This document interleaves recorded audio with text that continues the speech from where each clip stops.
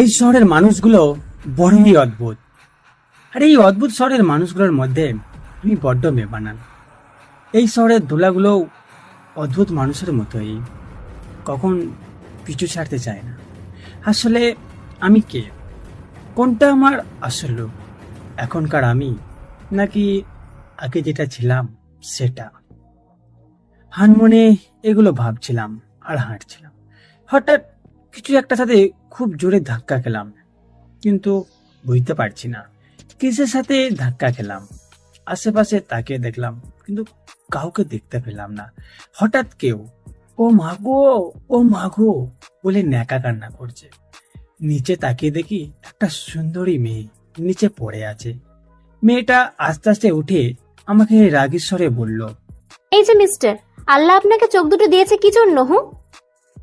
কি জন্য? এটাও জানেন না? চোখ দিয়েছে দেখার জন্য। ও হ্যাঁ, দেখার জন্য। তো চোখ কি কপালে নিয়ে হাঁটেন নাকি? নাকি চোখে দেখেন না? কোনটা? হ্যাঁ, দেখি তো, এই যে আপনাকে দেখতে পাচ্ছি।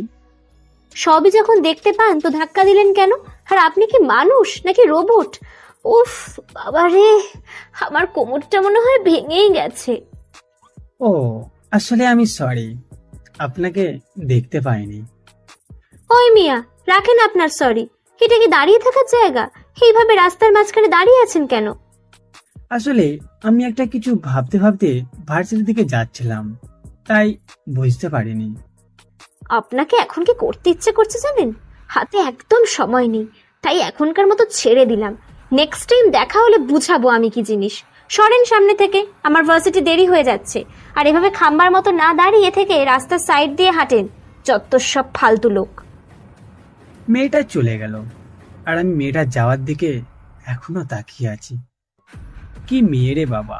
মেয়ে তো নয়, যেন একটা ধানি লঙ্কা। এমন মেয়ে আগে কখনোই দেখি নাই রে ভাই। কি বলেছিলাম না, এই শহরের মানুষগুলো বড়ই অদ্ভুত। আমি আর কিছু না ভেবে আমার গন্তব্যে পা বাড়ালাম। কিছুক্ষণ পর ভার্সিটিতে পৌঁছালাম। ভার্সিটির গেট দিয়ে ঢুকতেই কেউ আমাকে আবুইল্লা বলে ডাক দিল। আমি পাত্তা না দিয়ে আমার মতো হাঁটতে লাগলাম। আবার কেউ আবুইল্লা বলে ডাক দিল। আশেপাশে তাকিয়ে দেখলাম, তখন আবার ইসরা দিয়ে ডাক দিল। দেখতে পেলাম রাস্তার সেই ধানি লঙ্কাটা। মেয়েটাকে দেখেই অবাক হলাম। তার মানে মেয়েটা এই ভার্সিটিতে পড়ে। খাইছে আমারে। মেয়েটার দিকে তাকিয়ে আবারও অবাক হলাম। অবাক হওয়ার কারণ, কিছুক্ষণ আগে মেয়েটা আমার সামনে দিয়ে জিন্স প্যান্ট আর থ্রি পিস পরে ভার্সিটিতে এলো, আর এখন টি শার্ট আর শার্ট পরা, চোখে দানি সানগ্লাস। আমি মেয়েটার কাছে গিয়ে বললাম, এই যে আপু, আপনাকে কেমন চেনা চেনা লাগছে। আপনি সেই রাস্তার মেয়েটা না? মেয়েটা আমার উপর রেগে গিয়ে বলল, কি? তোর এত বড় সাহস! তুই আমাকে রাস্তার মেয়ে বলিস? আমাকে দেখে কি তোর রাস্তার মেয়ে মনে হয়? সরি, আমি আসলে ওভাবে বলিনি। আপনি যেটা ভাবছেন সেটা না। আমি বলেছি আপনি তো আমার সামনে দিয়ে অন্য পোশাকে এসেছেন, এখন অন্য রূপ, এটাই বলতে চাইছি। আমি সেই মেয়ে। আমার নাম মীরা, আর ওরা আমার বান্ধবী। তো নাম কি তোর, আর থাকিস কোথায় তুই? আমার নাম Shakib Al Hasan, honours first year. ভার্সিটিতে আজ আমার প্রথম দিন। আমি ভার্সিটির উত্তর দিকে কিছুটা দূরে একটা বস্তিতে থাকি। কি? তুই বস্তির ছেলে? বস্তির ছেলে হয়ে তুই এই ভার্সিটিতে ভর্তি হলি কিভাবে? আর তুই যে পোশাক পরেছিস, তোকে দেখে তো মনে হচ্ছে না তুই বস্তির ছেলে। আর তোর পোশাক দেখে, এগুলো খুব দামি পোশাক তো। কেন, আমরা গরিব বলে কি দামি পোশাক পরতে পারি না? নাকি আমাদের দামি পোশাক পরার কোনো অধিকার নাই?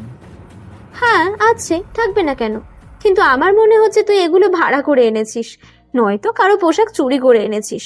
না হলে তুই একটা ফকিন্নির বাচ্চা হয়ে এই দামি পোশাক কেনার টাকা কোথায় পেলি?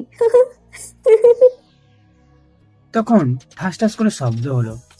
আরে, আপনারা কি ভাবছেন আমি তা পড়েছি? আপনারা নিজেরাই দেখে নিন, এত নেগেটিভ কেন ভাবেন? ছি আপু, ছি। আপনার মন এত নোংরা?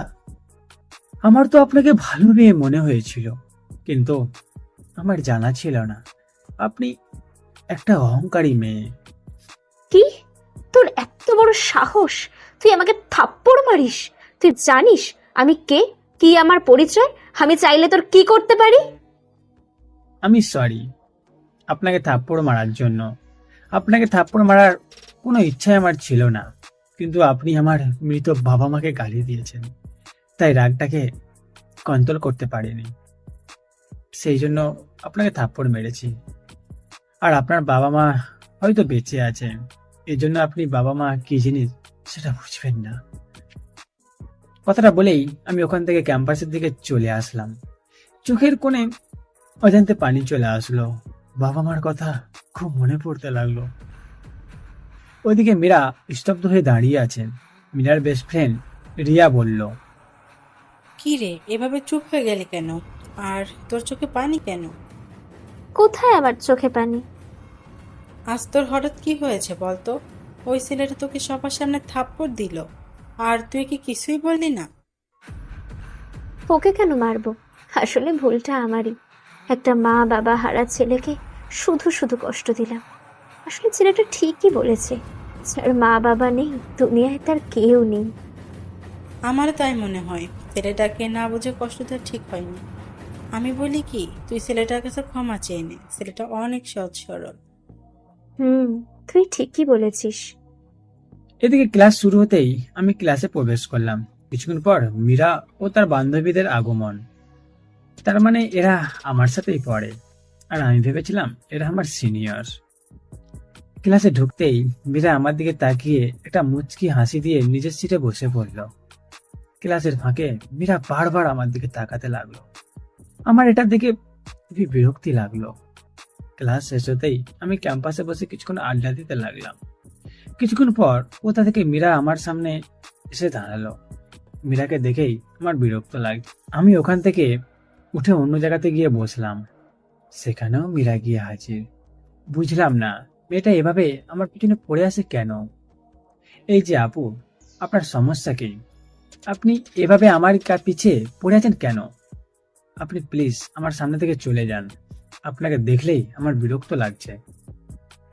আই এম সরি, প্লিজ আমাকে ক্ষমা করে দাও। কেন? আপনি আমার কাছে ক্ষমা চাইছেন কেন? তোমাকে তখন ওই কথাগুলো বলার জন্য। আপনারা বড়লোক মানুষ, আপনারা অনেক কিছুই বলতে পারেন, আর আমাদের গরিবদের জন্ম শুধুই হয়েছে শোনার জন্য। প্লিজ এভাবে বলো না, আমি আমার ব্যবহারের জন্য অনুতপ্ত। প্লিজ আমাকে ক্ষমা করে দাও।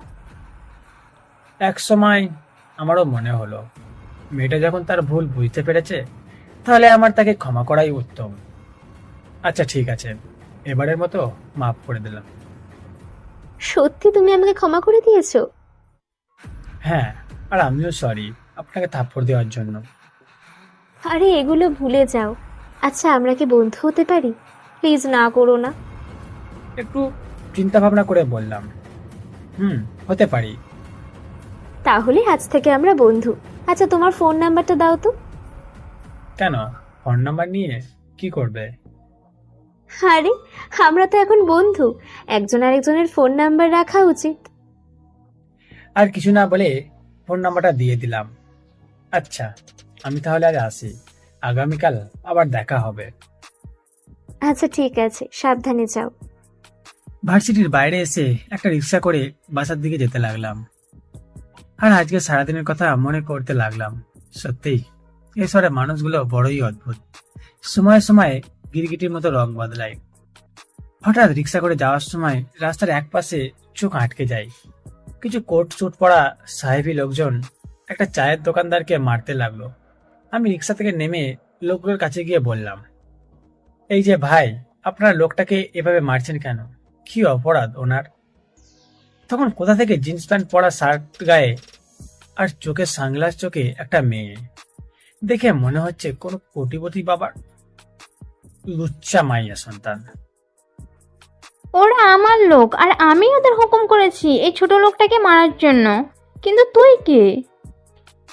আমার পরিচয় পরে দিচ্ছি, কিন্তু এই লোকটাকে এভাবে মারতে বলছেন কেন? কি অপরাধ করেছেন উনি? ওই বেশি চালাকি না করে কেটে পড় এখান থেকে। যাব। আগে লোকটাকে ছেড়ে দেন। আচ্ছা চাচা, ওনারা আপনাকে মারতে চাইছে কেন? বাবা, ওই মেয়েটা আমার দোকান থেকে এক প্যাকেট সিগারেট নিয়েছে। আমি যখন সিগারেটের দাম চাইলাম তখন আমাকে মারতে লাগলো। ছি, আপনার লজ্জা করে না? মেয়ে মানুষের সিগারেট খেতে, সে যাই হোক, আপনি যা কিছুই খান, আমার ব্যথা ব্যথা না। আপনি চাচার জিনিসের দামটা দিয়ে দেন। তোর এত বড় সাহস, একটা রাস্তার ছেলে হয়ে আমাকে অর্ডার করিস? ওই ওটাকে ছেড়ে এটাকে ছাড়। লোকগুলো তখন আমার জামার কলার চেপে ধরলো।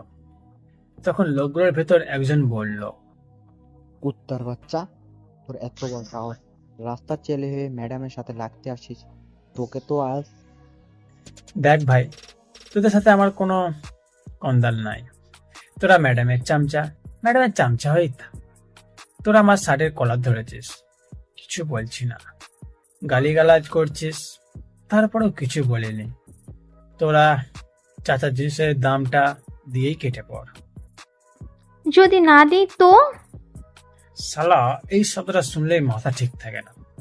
দেখ ভাই, শেষবারের মতো বলছি, তোর সিগারেটের বিল দিবি কি দিবি না বল। দেব না, কি করবি তুই? দেখ তাহলে কি করি আমি। লোকগুলোর পায়ে পা দিয়ে সবগুলো নাক বরাবর দিলাম। ঘুষি মেরে সবগুলো নাক মুখ দিয়ে রক্ত বেরোতে লাগলো। অবশেষে 500 টাকার একটা নোট বের করে দিয়ে লোকগুলো পালালো। চাচা, এখান থেকে আপনার সিগারেটের দাম রেখে বাকি টাকা ফিরিয়ে দেন। টাকাগুলো নিয়ে মেয়েটার হাতে দিতেই মেয়েটা আমার দিকে অবাক চোখে তাকিয়ে আছে। আমি একটা মুচকি হাসি দিয়ে আবার রিক্সা করে বাসায় চলে আসলাম। বাসায় এসে ফ্রেশ হয়ে খাওয়া দাওয়া সেরে নিলাম। রাতের বেলা বই পড়ছিলাম, হঠাৎ পাশে থাকা ফোনটা বেজে উঠলো। ফোনটা রিসিভ করতেই ফোনের ওপাশ থেকে বলল, হ্যালো সাকিব, কেমন আছো? কি করো তুমি? জি আলহামদুলিল্লাহ, আমি ভালো আছি, কিন্তু আপনি কে? আরে বোকা, আমি মীরা। ও, কেমন আছো তুমি? আমিও ভালো আছি। এভাবে আর কিছুক্ষণ কথা বলার পর পড়া শেষ করে খাওয়া দাওয়া করে ঘুমিয়ে পড়লাম। পরের দিন সকালে ভার্সিটি গেট দিয়ে ঢুকতেই কেউ আমাকে ইচ্ছাকৃতভাবে ফেলে দিয়ে আমার উপর পড়লো। তাকিয়ে দেখে সে সিগারেট করে মেয়েটা আমার দিকে তাকিয়ে ঠোঁটে ঠোঁট কামড়াচ্ছে। আমি তাড়াতাড়ি করে মেয়েটাকে সরিয়ে দিয়ে উঠে পড়লাম। তখনই মেয়েটার গার্ডগুলো আমার দিকে তেড়ে আসতেই মেয়েটা গার্ডগুলোকে ইশারা দিয়ে থামিয়ে দিল। মেয়েটা আমার দিকে তাকিয়ে একটা মিষ্টি হাসি দিয়ে আমাকে জড়িয়ে ধরে চলে গেল। আমি মেয়েটার কাণ্ড দেখে কিছুটা অবাক হলাম। তখন মীরা এসে বল, কি রে, নীলা তোকে জড়িয়ে ধরলো কেন? তুই ওকে চিনিস নাকি? আমি কি জানি মেয়েটা আমাকে কেন জড়িয়ে ধরলো, আর ওর নাম নীলা সেটা আমি এখনই জানলাম। আমার খুব ভয় করছে রে, তুই একটু সাবধানে থাকিস। মেয়েটা না সুবিধার নয়, কখন কি করে বসে খেয়ে জানে। তোর আবার কিসের ভয় রে? না কিছু না, চল ক্লাসে যাই। চল। ক্লাসের দিকে যেতে যাব, তখন পিছন থেকে কে যেন ডাক দিল। পিছন ফিরতে দেখে নীলা কাছে আসতেই বলল, ওই তোমার নামটা কি? কেন, আমার নাম দিয়ে আপনার কি কাজ? সেসব পরে বুঝতে পারবে, এখন বলো তোমার নামটা কি? সাকিবুল ইসলাম। বাহ, তোমার নামটা তো তোমার মতোই কিউট। ধন্যবাদ। আরে ধন্যবাদের দরকার নেই। আর এই মেয়েটা তোমার কি হয়? আমার ফ্রেন্ড। আচ্ছা, আপনি আমাকে এত কিছু কেন জিজ্ঞাসা করছেন বলুন তো? দরকার আছে তাই। কি দরকার? সেসব তোমার এখন না জানলেও চলবে। আচ্ছা, তোমার ফোন নাম্বারটা দিও তো। কেন, আমার ফোন নাম্বার আপনাকে কেন দেব? আর আমি ফোন ব্যবহার করি না। কে বলেছে ফোন ব্যবহার করো না? ওই যে তোমার পকেটে ফোন দেখা যাচ্ছে। ওটা ফোন না, ওটা ক্যালকুলেটর। তাহলে ক্যালকুলেটর নাম্বারটাই দিও। আপনি কি পাগল? ক্যালকুলেটর নাম্বার হয় নাকি? দেখো, ভালোই ভালোই বলছি, নাম্বারটা দিবে কি দিবে না? না, আমি দেব না। দিবি না তো? দেখ এবার। আমার পকেটে হাত ঢুকিয়ে জবরদস্তি করে পকেট থেকে ফোন বের করে ফোন নাম্বার নিয়ে নিল। কাজটা কিন্তু ঠিক করলেন না। মেয়ে মানুষ বলে কিছুই বলছি না, না হলে দেখিয়ে দিতাম।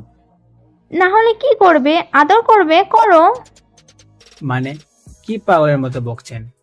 আমি কেন আপনাকে আদর করতে যাব? যত সব মেন্টাল। রেগে আমি ওখান থেকে চলে আসলাম। কি নির্লজ্জ বেহায়া মেয়ে রে বাবা। জোর করে আমার পকেটে হাত ঢুকিয়ে দিল। ভাগ্যিস আমার না থাক, আর কমু না, আর বলবো না। ওদিকে তোমাকে প্রথম দেখায় ভালোবেসে ফেলেছি, তোমাকে তো আমার করেই ছাড়বো। তার জন্য যদি আমাকে চতুর্থ বিশ্বযুদ্ধ করতে হয় আমি তাই করব। এদিকে ক্লাস শুরু হলো, কিন্তু মীরা এখনো ক্লাসে এলো না। কিছুক্ষণ পর ক্লাস শেষ হবে, তখনও মীরা এলো না। ক্লাস শেষ হতেই আমি মীরাকে খুঁজতে লাগলাম, কিন্তু পুরো ক্যাম্পাস কোথাও মীরাকে দেখতে পেলাম না। খুঁজতে খুঁজতে ভার্সিটির পেছনের পুকুর পাড়ে নিরিবিলি বসে থাকতে দেখলাম। কি রে, তুই এখানে বসে কি করিস? আর ক্লাসে গেলি না কেন? এমনি ভালো লাগছে না তাই। আচ্ছা, তোকে একটা কথা বলবো? বল, কি বলবি? না থাক, অন্য একদিন বলবো। আজ বাসায় ফিরে চল। আচ্ছা চল। আর মীরা একটা রিক্সা করে মীরা ওর বাসার সামনে নামলো, আর আমি আমার বসিতে চলে গেলাম। ফিরে এসে খাওয়া দাওয়া করে একটা ঘুম দিলাম। সন্ধ্যায় ঘুম থেকে উঠে ফিরে এসে পড়তে বসলাম। হঠাৎ তখন পাশে থাকা ফোনটা বেজে উঠলো। আননোন নাম্বার, তাই ফোনটা রিসিভ করিনি। এভাবে আরো 3বার দিল, কিন্তু রিসিভ করলাম না। শেষবার ফোনটা রিসিভ করতেই ফোনের উপর থেকে মেয়েলি কণ্ঠে, চা কণ্ঠে বলল, এই তুমি ফোন রিসিভ করছো না কেন? আপনি কে? হ্যাঁ, আপনার ফোন রিসিভ করতে হবে। আমি নীলা। কি? আপনি কেন আমাকে ফোন করেছেন? আমার ইচ্ছা হয়েছে তাই করেছি, তাতে তোমার কি? আচ্ছা, কি করছো তুমি? রাতে কিছু খেয়েছো? আমার যেটা ইচ্ছা সেটা করব, তাতে আপনার কি? যত সব ফালতু মাইয়া। ফোনটা কেটে দিলাম আর নাম্বারটা ব্ল্যাক লিস্টে ফেলে রাখলাম। আবার ফোনটা বেজে উঠলো। তাকিয়ে দেখি মীরা। ফোনটা রিসিভ করতেই, কি রে, কার সাথে কথা বলছিলি? ওই যে কি যেন নাম মেয়েটার, ও হ্যাঁ নীলা। নীলা ফোন করেছিল। কথাটা বলতেই মীরা ফোন কেটে দিল। পরের দিন ভার্সিটিতে যেতেই দেখি মীরা ক্যাম্পাসে একা একা বসে আছে। কি রে, কি হয়েছে তোর? এভাবে মন খারাপ করে বসে আছিস কেন? আর গতকাল রাতে ফোনটা কেটে দিলি কেন? না রে, এমনি কথা বলতে ভালো লাগছিল না। আচ্ছা চল না রে, আমরা কোথাও ঘুরে আসি। কিন্তু ক্লাস? আরে একদিন ক্লাস না করলে কিছুই হবে না। আচ্ছা চল। আর মীরা বসা থেকে উঠতে কোথা থেকে নীলা এসে আমাকে হাঁটু গেড়ে প্রপোজ করে বস। I love you Sakib. আমি তোমাকে প্রথম যেদিন দেখেছি সেদিন থেকেই ভালোবেসে ফেলেছি। I really love you. বলেই আমাকে জড়িয়ে ধরলো। নীলার কাণ্ড দেখে আমি, মীরা সহ ভার্সিটির সবাই অবাক হতে লাগলো। আমি নীলাকে জোর করে ছাড়িয়ে বললাম, দেখুন, ফাজলামি করা দোষের কিছু না, কিন্তু এই ধরনের ফাজলামি আর কখনো করবেন না। এই প্রেম ভালোবাসা আমি ঘৃণা করি। আমার মনে প্রেম ভালোবাসা বলে কিছুই নেই। আপনি এখন আসতে পারেন। তখন নীলার একজন বডিগার্ড আমার কলার চেপে বলল, ছোট লোকের বাচ্চা, তোর এত বড় সাহস তুই ম্যাডামকে অপমান করিস? তখন ঠাস ঠাস করে শব্দ হলো। আপনারা কি ভেবেছেন আমি তারপর দিয়েছি? আমি না। আরে আপনারা বারবার কেন নেগেটিভ ভাবেন? পুরোটা শোনেন। তখন দেখলাম নীলা লোকটিকে থাপ্পড় মেরে বলল, কুত্তার বাচ্চা, তোর এত বড় সাহস, তুই আমার জানের কলার ধরেছিস? তোকে আজ আমি শেষ করেই ফেলবো। গার্ডের কপালে পিস্তল ঠেকিয়ে। গার্ড নীলার পা ধরে বলল, ম্যাডাম, আমার ভুল হয়ে গেছে, আমাকে ক্ষমা করে দিন। নীলা গার্ডকে লাথি মেরে দূরে সরিয়ে দিয়ে বলল, কুত্তার বাচ্চা, যদি বাঁচতে চাস তাহলে আমার জানের পা ধরে ক্ষমা চাবি। আমার জান যদি তোকে ক্ষমা করে তাহলে তুই ক্ষমা পাবি, না হলে এখনই তোকে পৃথিবী থেকে বিদায় করে দিব। গার্ড কাঁদতে কাঁদতে আমার পা ছড়িয়ে ধরে বলতে লাগলো, স্যার, আমাকে ক্ষমা করে দেন প্লিজ। আচ্ছা যাও, ক্ষমা করে দিলাম। যা, আমিও তোকে ক্ষমা করে দিলাম। দেখুন, আপনার এসব ড্রামা বন্ধ করুন। না জান, আমি সত্যিই তোমাকে ভালোবাসি। আর তুমি জানো না আমি কতটা জেদি। তুমি শুধু আমার মানে আমার। আজ তুমি ফিরিয়ে দিলে, কিন্তু আমি আবার আসবো। তোমাকে তো আমার করেই দম নিব। আর ভার্সিটির সবাই কি বলছি, মনে রাখো, তোমাদের কাউকে যদি আমার জানের আশেপাশে দেখি, তাহলে কিন্তু তার পৃথিবীর শেষ দিন। কথাটা বলে নীলা গার্ডদের নিয়ে চলে গেল। খিরে, তোর আবার কি হলো, যাবি না ঘুরতে?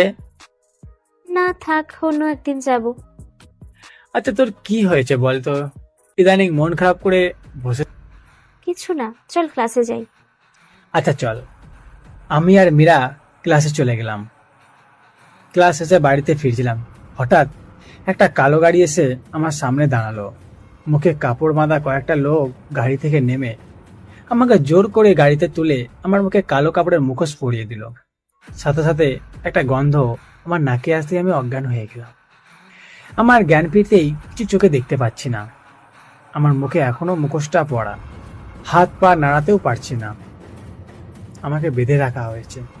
হঠাৎ শুনতে পারলাম কেউ ফোনে কাউকে। হ্যাঁ ফিরোজ ভাই, আপনি যার কথা বলেছিলেন মালটাকে তুলে এনেছি। এই থাম, এত নজরা করছিস কেন? আবার নড়াচড়া করতে লাগলাম। হঠাৎ মনে হলো আমার হাতের বাঁধনটা কেমন যেন খুলে গেল।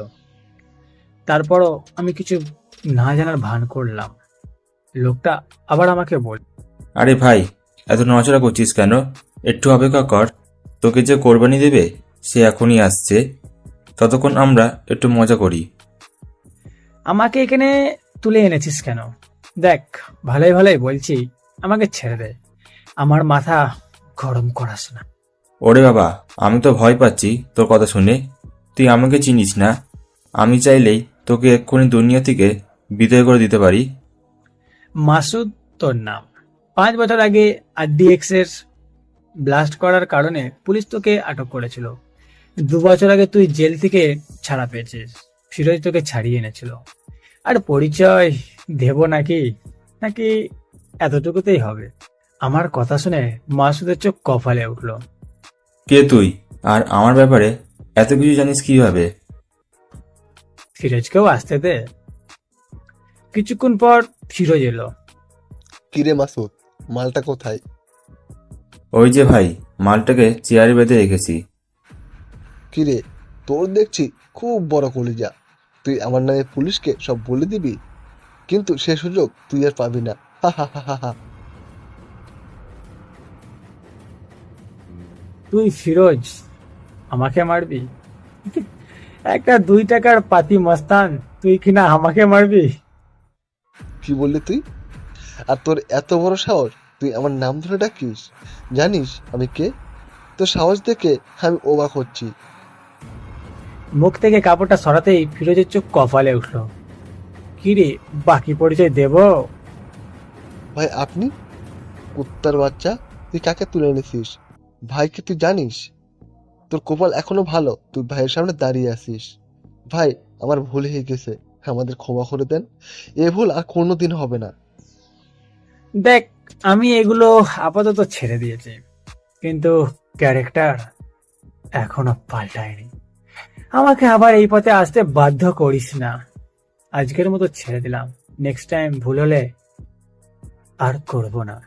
আগেই বললাম আমি আপাতত ছেড়ে দিয়েছি, কিন্তু রক্তের মধ্যে যে আছে সেটা এখনো ক্যারেক্টার পাল্টায় নেই।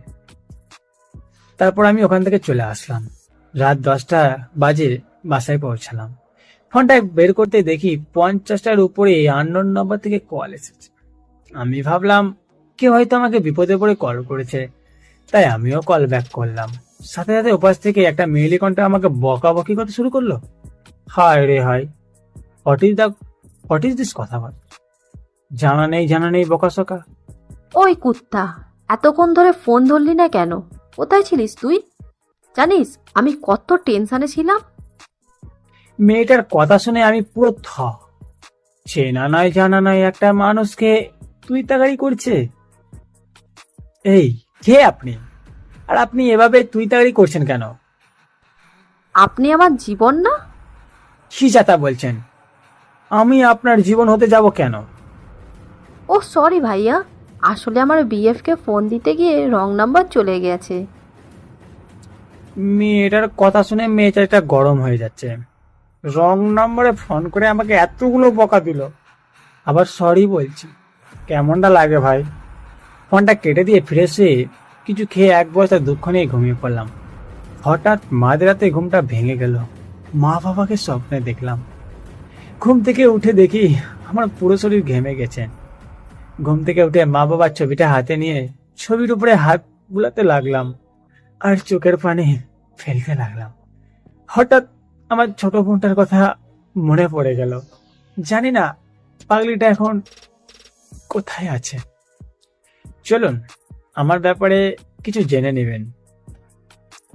আমি আমার মা বাবা আর ছোট বোন মিলে একটা সুন্দর ছোট গ্রামে বাস করতাম। দিনকাল খুব স্বাচ্ছন্দ্যে কাটছিল আমাদের। হঠাৎ একদিন আমার জন্মদিনের জন্য সারপ্রাইজ হওয়ার জন্য আমার মা বাবা আর বোন মিলে শপিং মলে গিয়েছিল। এদিকে আমি স্কুল থেকে বাসায় ফিরছিলাম। তখন রাস্তার মাঝখানে অনেক লোক জড়ো হয়ে দাঁড়িয়েছিল আর সব গাড়িগুলো ট্রাফিক জ্যামে আটকা পড়ে গেল। আমি গাড়ি থেকে নেমে আস্তে আস্তে ভিড় সরিয়ে দেখার চেষ্টা করলাম লোকজন দাঁড়িয়ে এখানে কি দেখছে। ভেতরে ঢুকেই যেটা দেখলাম তার জন্য আমি কখনো প্রস্তুত ছিলাম না। তাকিয়ে দেখি আমার মা বাবা রক্তাক্ত অবস্থায় রাস্তায় পড়ে আছে, কিন্তু কে একটু পাড়ের জন্য সাহায্যের হাত বাড়ালো না। আর আমার বোনকে কোথাও খুঁজে পেলাম না। জানি না আজও বেঁচে আছে কিনা আমার কলিজাটা, তবে আমার বিশ্বাস বেঁচে আছে। অবশ্যই একদিন তাকে খুঁজে পাবো। ছবিটা বুকের মাঝে জড়িয়ে ঘুমিয়ে পড়লাম। পরের দিন সকালে ফ্রেশ হয়ে একটা টং দোকান থেকে একটা পাউরুটি আর কলা একটা রং চা খেয়ে চলে গেলাম ভার্সিটিতে। ভার্সিটিতে গিয়ে আমি অবাক, আজ কেউ আসেনি। ঘড়ির দিকে তাকিয়ে দেখি আজ আমি আরো 1 ঘন্টা আগে চলে এসেছি। যাই হোক, 1 ঘন্টা ক্লাসে গিয়ে ঘুমিয়ে নেই। যেই ভাবা সেই কাজ। ক্লাসে গিয়ে ঘুমিয়ে নিলাম। হঠাৎ ঘুমের মাঝে কারো নরম হাতে স্পর্শে ঘুমটা ভেঙে গেল। ঘুম ঘুম চোখে তাকিয়ে দেখি একটা মেয়েটাকে কেমন নীলার মতো লাগছে। চোখ দুটো কচলিয়ে ভালো করে দেখলাম, আরে এটা তো নীলা। আপনি এখানে? আমি তোমার কাছাকাছি থাকার জন্য তোমার পাশে চলে এলাম। আমার পাশে থাকার জন্য মানে? বুঝতে পারলাম না। মানে আমি এখন থেকে এই কলেজেই পড়বো আর তোমার পাশে পাশে থাকবো। ও আচ্ছা। এমন সময় মীরা এসে ক্লাসে প্রবেশ করতেই আমাকে আর নীলাকে একসাথে দেখে রাগে গজ করতে করতে চলে গেল। আমিও সাথে সাথে বাইরে বেরিয়ে মীরাকে খুঁজতে লাগলাম। এই মেয়েটাকে আমার সুবিধা লাগছে না। যখনই দেখি আমার জানের পিছনে পড়ে আছে। কে এই মেয়েটা? ও আমার জানের পিছনে কেন পড়ে আছে? এই মেয়েটা যদি আমার জানকে আমার কাছ থেকে কেড়ে নেয়, না না, কি ভুলভাল ভাবছি আমি। এটা কখনোই সম্ভব না। ওদের দুজনকে দেখে আমার বন্ধু মনে হচ্ছে না। নজর রাখতে হবে ওদের উপর। এদিকে মীরা ক্যাম্পাসে এসে রাগি মুডে বসে বসে একা একা কি যেন বিড়বিড় করে বলছে। কাছে গিয়ে বললাম, কি রে, তুই এখানে একা একা বসে এসে কি বিড়বিড় করছিস? মীরা তখন খপ করে আমার ডান হাত চেপে ধরে রাগি ভাবে আমার দিকে তাকিয়ে আছে। মীরার কাণ্ড দেখে আমি অবাক হলাম। মীরা, তোর কি হয়েছে? তুই এমন করছিস কেন? তুই আমাকে বিশ্বাস করিস তো? হ্যাঁ করি তো, তুই আমার বেস্ট ফ্রেন্ড। তোকে বিশ্বাস না করলে কাকে বিশ্বাস করবো বল? তাহলে আয় আমার সাথে। তখন পেছন থেকে কে যেন আমার আর একটা হাত চেপে ধরলো। পিছে তাকিয়ে দেখি নীলা রাগে কটকট করতে করতে মীরার দিকে তাকিয়ে আছে। নীলা, ওর হাতটা ছাড়ো বলছি। ছাড়বো না। কি করবি তুই? তোকে ভালোভাবে বলছি, আমার জানের হাতটা ছেড়ে দে। আমার মাথা গরম করাস না। আমি ছাড়বো না। আমিও ছাড়বো না। কি করবি তুই?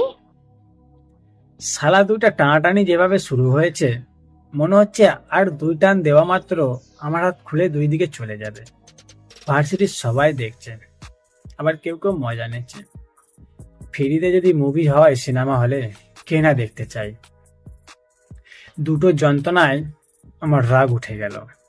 দুই দিক থেকে হাত দুটো ছাড়িয়ে তোকে 2 থাপ্পড় দিয়ে রাগে ওখান থেকে চলে আসলাম। আর মীরা আর নীলা দুজন 2 দিকে চলে গেল।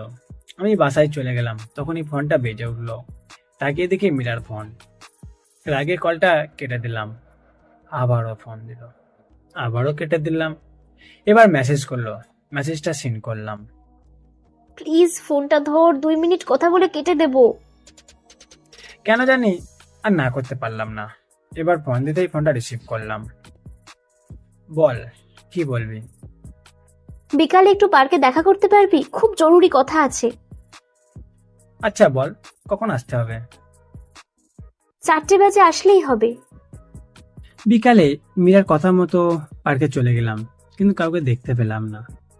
হঠাৎ পিছনে ফিরতেই আমি অবাক, মীরা একগুচ্ছ গোলাপ নিয়ে হাঁটু গেড়ে আমাকে প্রপোজ করছে। সাথে সাথে আমার রাগ উঠে গেল। মীরা, কি এসব? সাকিব, আমি মানে আমি তোমাকে ভালোবাসি। প্লিজ না করো না। সেই প্রথম দিন থেকে তোকে ভালোবাসি। তোকে আগে বলবো ভেবেছিলাম, কিন্তু নীলা এসে মাঝখানে বাধা হয়ে দাঁড়ালো। I love you Sakib, I really love you. Please আমাকে ফিরিয়ে দিস না। দেখ মীরা, আমি তোকে আমার ভালো একজন বন্ধু ভাবি। আমি তোকে ভালোবাসতে পারবো না। আর তোকে কেন, কাউকে ভালোবাসতে পারবো না, এমনকি নীলাকেও না।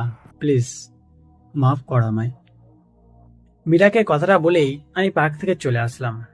পরের দিন ভার্সিটিতে যাওয়ার পথে হঠাৎ একটা বোরকাওয়ালি মেয়ে আমার পাশ দিয়ে যাচ্ছিল। হঠাৎ মেয়েটা আমাকে দেখে আমাকে দাঁড়াতে বলল। আমিও দাঁড়িয়ে গেলাম। আপনার নাম কি? সাকিবুল ইসলাম। আপনার গলায় এই লকেটটা কোথায় পেয়েছেন? ছোটবেলায় জন্মদিনে আমার ছোট বোন আমাকে পরিয়ে দিয়েছিল। মেয়েটা অবাক হয়ে অশ্রু ভেজা কণ্ঠে আমার দিকে কিছুক্ষণ তাকিয়ে রইল। কি হলো, আপনি এভাবে আমার দিকে তাকিয়ে আছেন কেন? আর আপনার চোখে পানি কেন? আপনার বাবার নাম? ইমদাদুল ইসলাম। আর আপনার বাসা কোথায়? রংপুরে, কিন্তু একটা দুর্ঘটনায় আমার মা বাবা মারা যায়। তারপর থেকে একলা জীবন। আমার একটা ছোট বোন ছিল, খুব ভালোবাসতো আমায়, কিন্তু ঘটনাস্থলে হারিয়ে যায়। আচ্ছা, আপনি এখন থাকেন কোথায়? আমি পাশের একটা বস্তিতে থাকি। কিন্তু আপনি কে? আপনাকে তো চিনলাম না। আর আপনি এত সব কেন জানতে চাইছেন? আপনাকে দেখে ভালো লাগলো, তাই জিজ্ঞাসা করলাম। আচ্ছা, আমাকে একটু সাহায্য করতে পারবেন? জি বলেন। আমাকে আপনি বলার দরকার নেই। আমি আপনার থেকে বয়সে অনেক ছোট। আমাকে আপনার ছোট বোন ভাবতে পারেন। মেয়েটার কথা শুনে আমার চোখে পানি চলে আসলো। আমার ছোট বোনের কথা মনে পড়ে গেল। আমি চোখের পানি মুছে বললাম, বলো, আমার বোনটাকে কিভাবে সাহায্য করতে পারি? আমার নাম আদিবা। আমি প্রতিদিন বাড়ি ফেরার সময় কিছু বখাটে ছেলে আমাকে বিরক্ত করে, বোরকা ধরে টানা হেঁচড়া করে। আপনি যদি আমাকে একটু বাসা পর্যন্ত পৌঁছে দেন তাহলে ভালো হতো। কি, আমার বোনকে ডিস্টার্ব? আজ ওদের সবটাকে মায়ের ভোগে পাঠিয়ে দেব। আদিবার সাথে কিছু দূর হাঁটতেই কয়েকটা বখাটে ছেলে আদিবা আমার চারপাশ ঘুরতে লাগলো। কি ভাই, আপনাদের সমস্যা কি? এভাবে আমাদের পথ আটকে দাঁড়ালেন কেন? যেতে দিন আমাদের। তখন একটা বখাটে ছেলে বলল, ওই কে রে তুই? ও মামুনি বুঝি আমাদের মারার জন্য বয়ফ্রেন্ডকে সাথে নিয়ে আসতে? খুব ভালো। সবগুলো হাসাহাসি করতে লাগলো। ওদের হাসি দেখে রক্ত আমার মাথায় টকফক করতে লাগলো। আমি রাগটাকে কন্ট্রোল করে বখাটেগুলোকে বললাম, দেখ ভাই, তোদের সাথে ঝামেলা করার কোনো ইচ্ছাই আমার নাই। ভালোই ভালোই বলছি রাস্তা সার, না হলে। তখন আর একটা বখাটে ছেলে আমার কলার ধরে রাগেশ্বরে চোখ বড় করে আমাকে বলল, ওই একদম চালাকি না করে এখান থেকে কেটে পড়। ভালো কথা বললাম, শুনলি না। এই নে, সামলে আবার নিজেকে। সাথে সাথে কানের ওপর থাপ্পড় দিতেই মাটিতে পড়ে গেল। আর ছেলেটার কান দিয়ে রক্ত পড়তে লাগলো। তখন নিজের কোমরের বেল্ট খুলে সবটাকে ইচ্ছা মতো পেটালাম। তখন একটা ছেলে কাকে যেন ফোন করলো। কিছুক্ষণ পর 10 থেকে 12টা বাইক করে আরো ছেলে আসলো। তখন পেছন থেকে একজন আমাকে মারার জন্য আসছিল। আমি পেছনে ঘুরতে ছেলেটা অবাক হয়ে হাতের হকি স্টিক ফেলে দিল। কি রে মাসুদ, এরা তোর লোক? তোকে না আগের দিন সাবধান করেছি, আজ আবার? ভাই আমার ভুল হয়ে গেছে, আমাকে শেষবারের মতো মাফ করে দিন। আর ওদের সবগুলোকে আজ গুলি করে মারবো। ভাই আপনি আর পা ধরছেন কেন? কুত্তার বাচ্চা, জানিস ভাইকে? বাঁচতে চাইলে ভাইয়ের পা ধর, নইলে তোদের সবকটাকে এখনই গুলি করে মারবো। বকাটেগুলো আমার পা ধরে আদিবার পা ধরে ক্ষমা চাইতে লাগলো। উঠে দাঁড়া সবগুলো, আর কান ধর, আর কখনো খারাপ কাজ করবি না। ভাই কাম ধরছি, মাফ করে দেন। কখনো আপনার বোন কেন, কারো বোনকে ডিস্টার্ব করব না। আজকের পর ভালো হয়ে যাবো। শোন, আজ থেকে তোরা আমার হয়ে কাজ করবি, মাস শেষে মাইনেও পাবি। আর আদিবা আমার বোন, এখন তোদের একটাই কাজ, ওকে সহি সালামতে বাসায় পৌঁছে দিবি। যা এখন। ওকে ভাই। আদিবা, তুমি বাসায় যাও, আমি অন্য একদিন তোমার বাসায় যাব। আজ আমার ভার্সিটিতে যেতে হবে, আর এখন তোমাকে কেউ ডিস্টার্ব করবে না। আচ্ছা ভাইয়া। আদিবা চলে যেতেই আমিও ভার্সিটিতে দিকে এগোতে লাগলাম। কিছুক্ষণ পর ভার্সিটিতে যেতেই মীরা কাঁদতে কাঁদতে এসে আমাকে জড়িয়ে ধরলো। কি হয়েছে মীরা, কাঁদছিস কেন? কেউ তোকে কিছু বলেছে নাকি? নীলা, নীলা আমাকে মেরেছে। কি? নীলার এত বড় স্পর্ধা, ও তোর গায়ে হাত তুলেছে? আর বলেছে আমাকে আর কখনো তোর আশেপাশে দেখলে আমাকে জানে শেষ করে দেবে। কে? নীলা তোকে জানে মেরে ফেলার হুমকি দিয়েছে?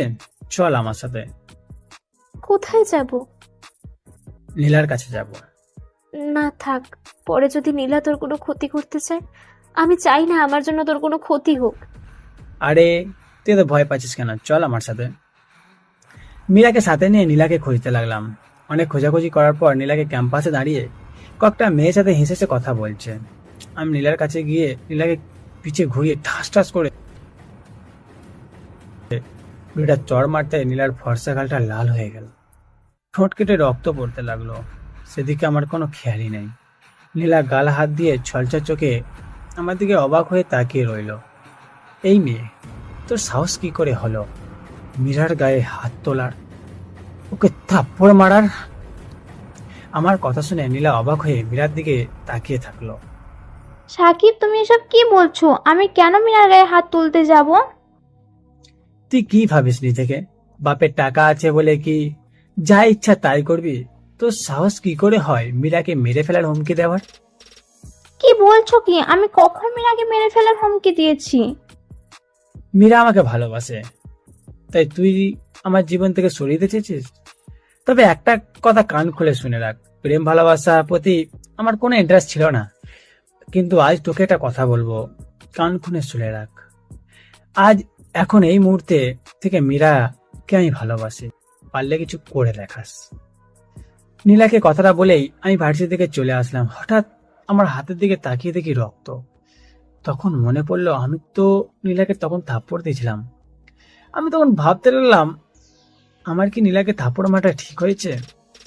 আমি কেন নীলাকে থাপ্পড় মারলাম? হাজারটা প্রশ্ন মনে ঘুরপাক খাচ্ছে। যা নীলাকে থাপ্পড় মেরে আমার কেন এত খারাপ লাগছে? আমি কি বড় কোনো অন্যায় করে ফেললাম, না কিছু হারিয়ে ফেলছি?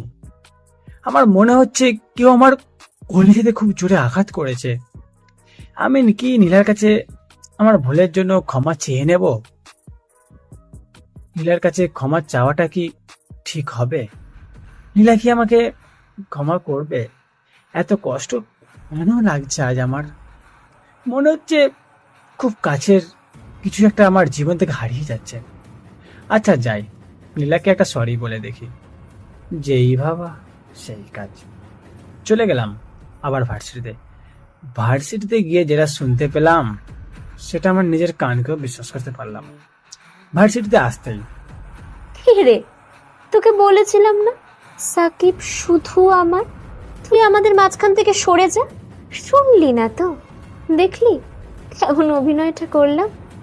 ও আর তোকে আরেকটা কথা বলি, যেটাকে রক্ত মনে করছিস সেটা আসলে রক্ত না, এটা এক ধরনের রং, যেটা হুবহু রক্তের মতো দেখতে, বুঝলি? কাজটা তুই ঠিক করলি না মীরা। তুই যদি মনে করে থাকিস এইসব ড্রামা করে তুই আমাকে সাকিবের থেকে দূরে সরিয়ে দিবি, তাহলে এটা তোর ভুল ধারণা। সাকিব আমারই থাকবে।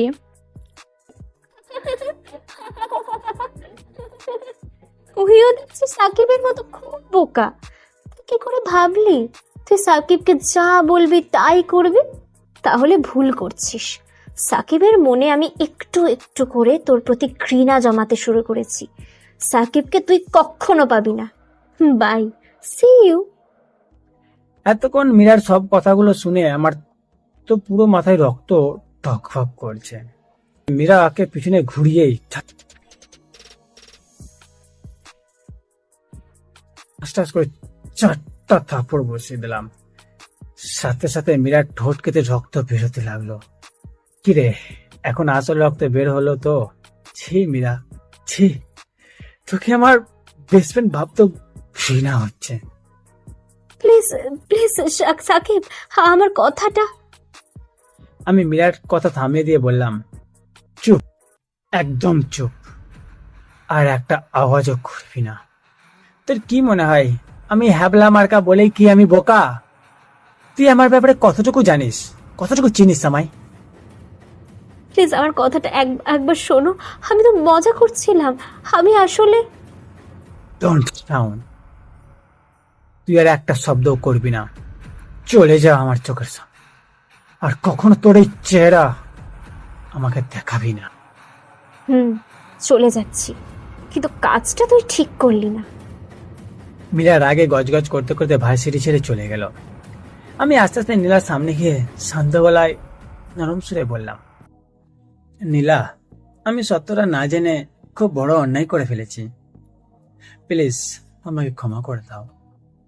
আমি কখনোই ভাবতে পারিনি মীরা এমন একটা কাজ আমাকে দিয়ে করাবে। নীলাকে কথাটা বলতে নীলা কাঁদতে কাঁদতে ভার্সিটি ছেড়ে চলে গেল। আমি ছলছল চোখে নীলার যাওয়ার দিকে তাকিয়েই রইলাম। আমিও ভার্সিটি থেকে চলে গেলাম। পরের দিন সকালে ঘুমিয়েছিলাম, হঠাৎ তখন দরজায় ঠকঠক করে কে যেন শব্দ করছিল। সাথে সাথে আমার ঘুমটা ভেঙে গেল।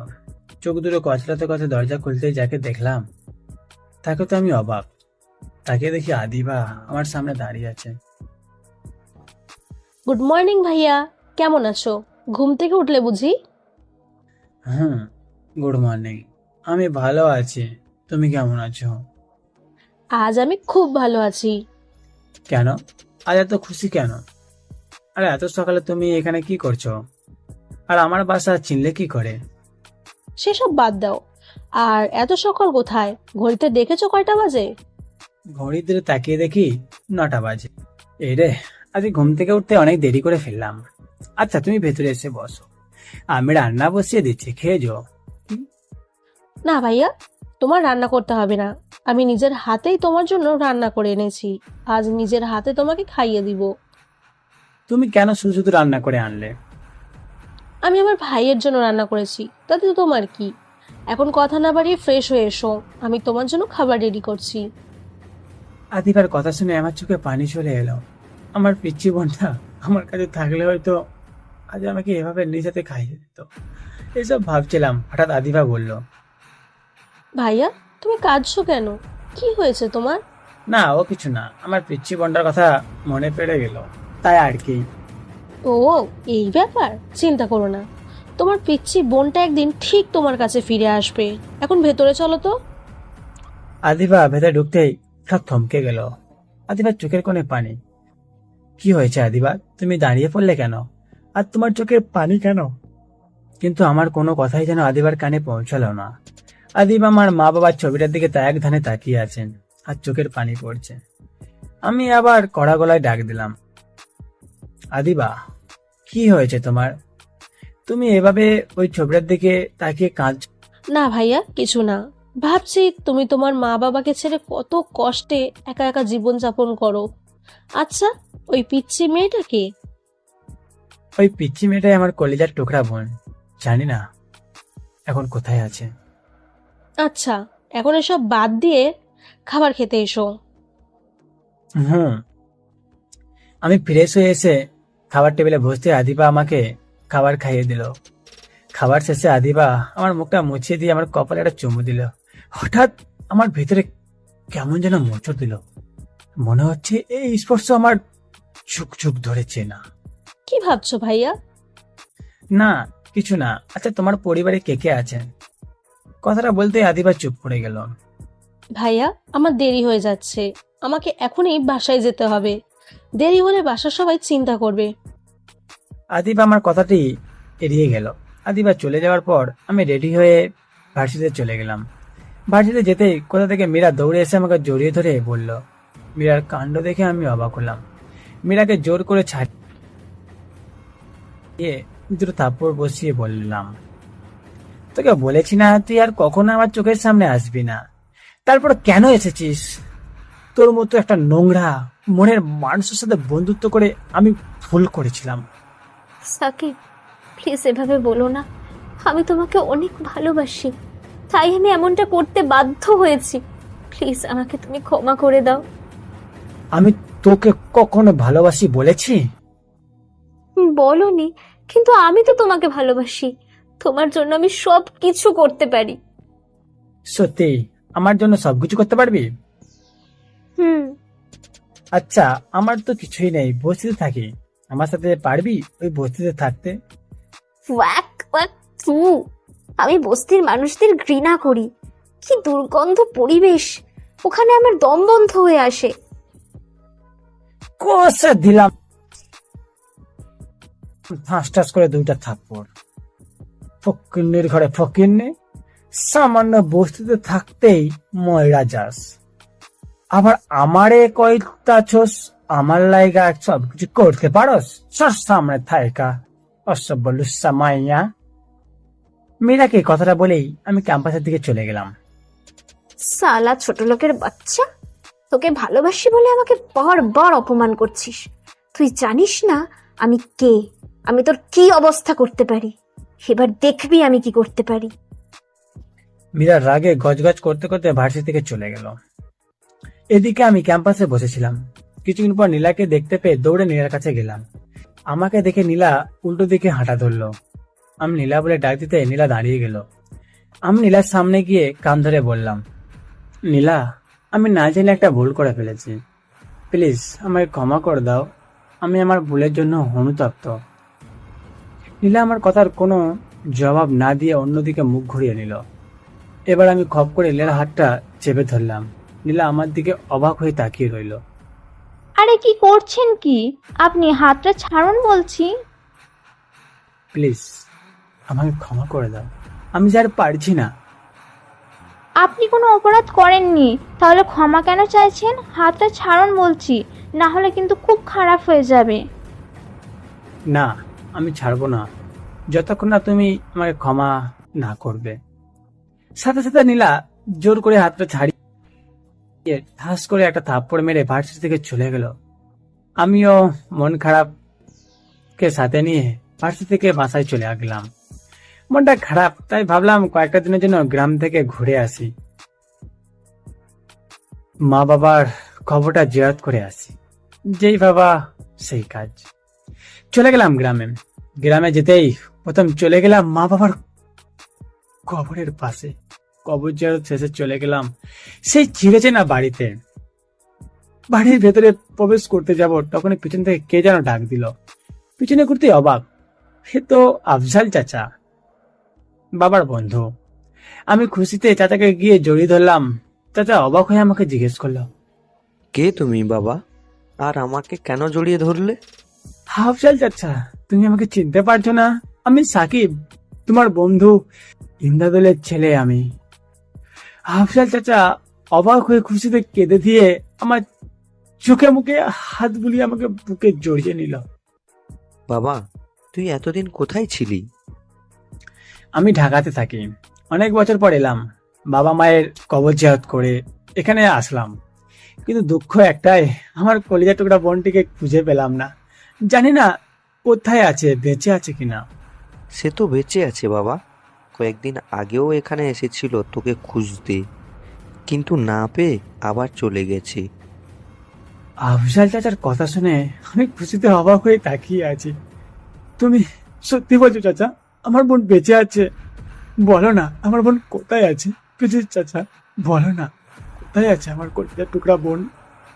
সেটা তো জানি না বাবা, তবে শুনেছি ঢাকা শহরে থাকি। কি, ঢাকাতে? কোথায় থাকে কিছু বলেছে? কোনো ঠিকানা আছে তোমার কাছে? না, সেসব জিজ্ঞেস করার আগেই চলে গেছে। আমার বোন যেখানে থাকুক না কেন আমি তাকে খুঁজে বের করবই। বাড়িটা ভালো করে ঘুরে আবার ঢাকার উদ্দেশ্যে ফিরলাম। গ্রাম থেকে ফিরতেই অনেক রাত হয়ে গেল। বাসায় এসে ভাবতে লাগলাম বোনটাকে কিভাবে খুঁজবো, কোনো তথ্যই আমার কাছে নেই। যাই হোক, বেঁচে যখন আছে অবশ্যই আমার বোনকে খুঁজে আমি পাবো। সকালে ঘুম থেকে উঠতেই আদিবা এসে হাজির। আদিবা, তুমি? আর তোমার চোখ খোলা কেন? রাতে ঘুমাও না? সবকিছু তোমার জন্য হয়েছে, না বলে কোথায় চলে গিয়েছিলে? আসলে অনেক দিন হয়েছে বাবা মায়ের কবরটা জিয়ারত করা হয় না, তাই গ্রামে গিয়েছিলাম। কি, গ্রামে গিয়েছিলে? আচ্ছা ভাইয়া, তোমার কলিজার টুকরো বোনটা কোনো খোঁজ পেলে? না, তবে জানতে পেরেছি আমার বোনটা এখনো বেঁচে আছে, কিন্তু যেখানে থাকুক আমি তাকে খুঁজে বের করবই। ও আচ্ছা, তুমি হাত মুখ ধুয়ে ফ্রেশ হয়ে এসো, আমি তোমার খাবার রেডি করছি। আমি হাত মুখ ধুয়ে খাবার খেয়ে নিলাম। খাওয়া শেষে আদিবা বলল, ভাইয়া, আমার একটা কথা রাখবে? বলো, কি বলবে? ভাইয়া, আজ আমাকে নিয়ে একটু ঘুরতে যাবে? তোমার সাথে ঘুরতে যেতে খুব মন চাইছে। পাগলে। আচ্ছা, তুমি বিকালে রেডি হয়ে এসো, আমরা অনেক জায়গা ঘুরবো, কেমন? সত্যি ভাইয়া, তুমি আমাকে ঘুরতে নিয়ে যাবে? হুম, আমার বোনটা তার ভাইয়ের কাছে একটা ছোট আবদার করেছে, আর ভাই সেটা রাখবে না, সেটা কি করে হয়? সত্যি তুমি অনেক ভালো ভাইয়া, দোয়া করি তুমি তোমার বোনটাকে খুব শীঘ্রই খুঁজে পাবে। বোনের কথা মনে করাতে আবার আমার মনটা খারাপ হয়ে গেল। কিন্তু আদিবাকে দেখলে মনে হয় ওর সাথে আমার আত্মার কোনো সম্পর্ক আছে। বিকেলবেলা আদিবা রেডি হয়ে আসলো। আদিবাকে নিয়ে ঘুরতে বের হলাম। অনেক ঘোরাঘুরি করার পর আদিবা বলল, চলো ভাইয়া, ফুচকার দোকানে যাই। আদিবাকে নিয়ে ফুচকার দোকানে গেলাম। আদিবা আমাকে একটা ফুচকা খাইয়ে দিতেই হঠাৎ কেউ আমার শার্টের কলার চেপে ধরল। তাকিয়ে দেখি নীলা আমার দিকে তাকিয়ে রাগে বেলুনের মতো ফুলতে লাগলো। আর একটু পর মনে হয় ফেটেই যাবে। নীলা আমার শার্টের কলা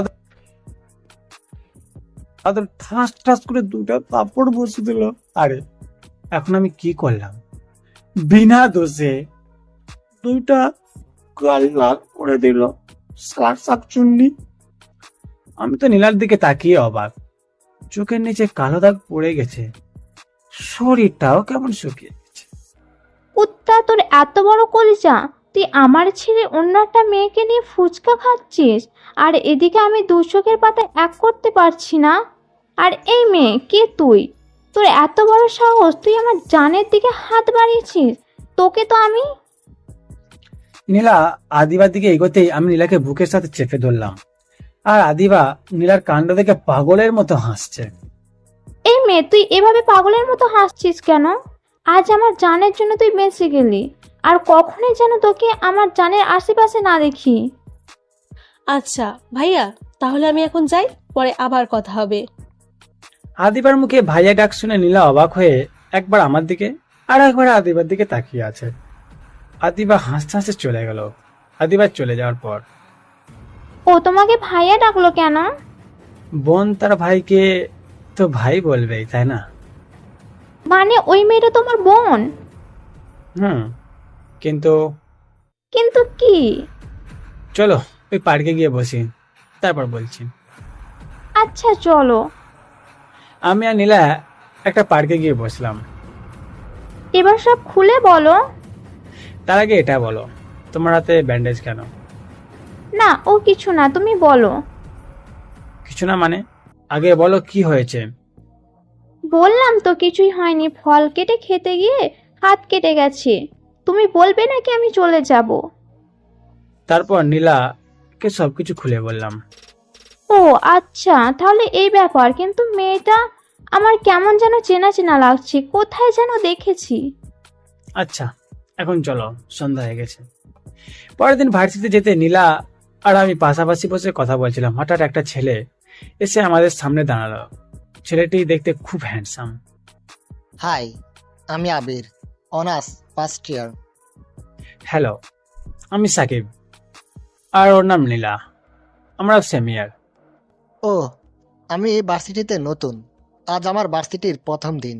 এখানকার কাউকে আমি চিনি না। আপনাদের দেখে আমার খুব ভালো লাগলো। আমি কি আপনাদের বন্ধু হতে পারি? হ্যাঁ, কেন নয়, আজ থেকে আমরা ফ্রেন্ড। ধন্যবাদ আমার বন্ধু হওয়ার জন্য। আরে ধন্যবাদের কি আছে, আমরা তো এখন ফ্রেন্ড, আর ফ্রেন্ড সার্কেলে সরি ধন্যবাদ এগুলো চলে না। বাহ, আপনি তো খুব সুন্দর করে কথা বলেন। আচ্ছা চল এখন ক্লাসে যাই, বাকি কথা ক্লাসের পর হবে। সবাই ক্লাসে চলে গেলাম। ক্লাস শেষে আমরা সবাই ক্যাম্পাসে ফিরে এলাম, কিন্তু একটা জিনিস বুঝতে পারছি না, কয়েকদিন হলো মীরাকে ভার্সিটির কোথাও দেখতে পারলাম না। আড্ডা শেষে নীলাকে বিদায় দিয়ে জিজের বাসায় চলে গেলাম। এভাবেই মাসখানেক চলতে থাকলো। এখন আমিও নীলাকে ভালোবাসি, এখন দুজন দুজনকে খুব ভালোবাসি। হঠাৎ এমন একটা দিন আসবে, সেটা কখনো স্বপ্নেও ভাবিনি। যে দিনটার জন্য আমাদের পাখিদের মতো উড়ন্ত ভালোবাসা ডানাটা মাটিতে ভেঙে পড়তে 1 মিনিটও সময় লাগেনি।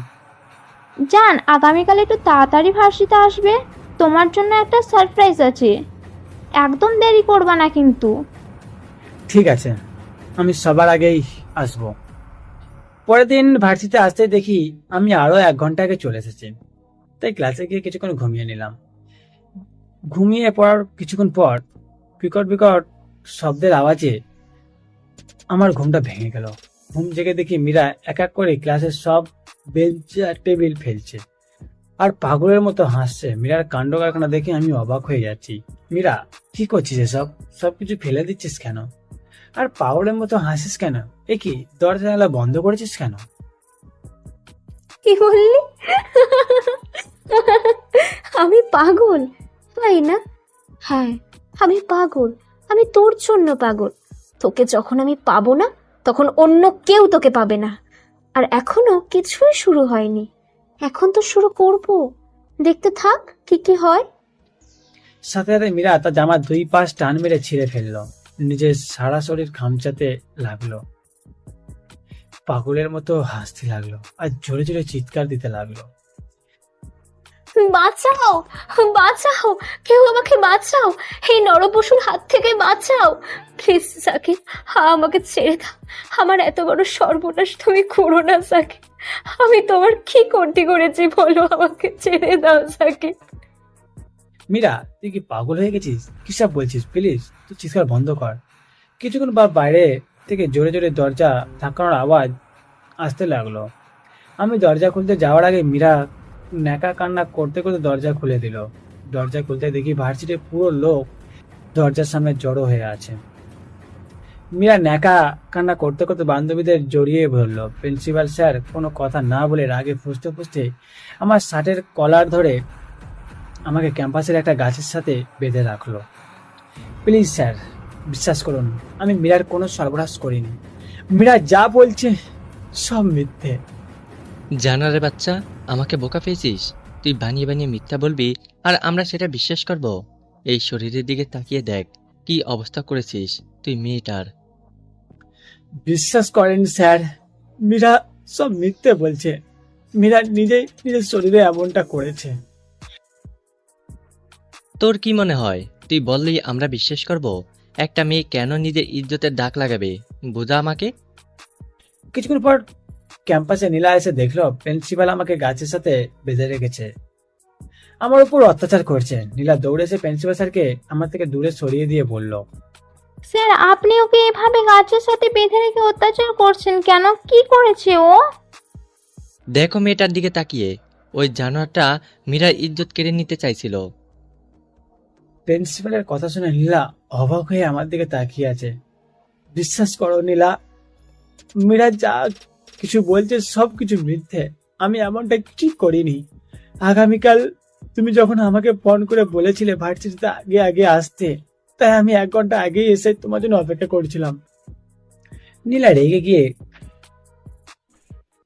ঠাস ঠাস করে থাপ্পড় মারলো। নীলার ব্যবহার দেখে আমি অবাক চোখে নীলার দিকে তাকিয়ে রইলাম। আমি তোকে গতকাল ফোন কখন করেছি? ছি, এত বড় মিথ্যা কথা বলতে তোর কলিজা কাঁপলো না? তোকে আমি নিজের থেকেও বেশি ভালোবাসতাম, আর তুই এভাবে তার প্রতিদান দিলি। তোর দেহের প্রয়োজন ছিল, তুই আমাকে বলেছিস। কেন তুই আমার ভালোবাসা নিয়ে খেলা করলি? আজ থেকে আমি আর তোর মুখ দেখতে চাই না। তুই এখনই আমার সামনে থেকে চলে যাবি, না হলে আমার মরা মুখ দেখবি। নীলার কথা শুনে আমার চোখ দিয়ে অঝরে পানি পড়তে লাগলো। তাতেও আমি হাসছি। আমি আমার কথা বলার শক্তি হারিয়ে ফেলেছি। বাহ, আজ আমার ভালোবাসার প্রতিদান পেয়ে গেছি। হ্যাঁ স্যার, আমি মীরার ইজ্জত নেওয়ার চেষ্টা করেছিলাম। আমাকে যা খুশি শাস্তি দিতে পারেন, আমার কোনো আফসোস নাই। তখনই হঠাৎ মীরা জোরে জোরে কান্না শুরু করে দিল।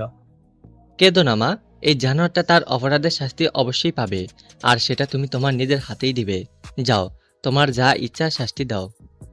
মীরা দৌড়ে এসে আমার বাদল খুলে দিল, আমার পায়ে জড়িয়ে ধরলো, সাথে সাথে সবার চোখ কপালে উঠল।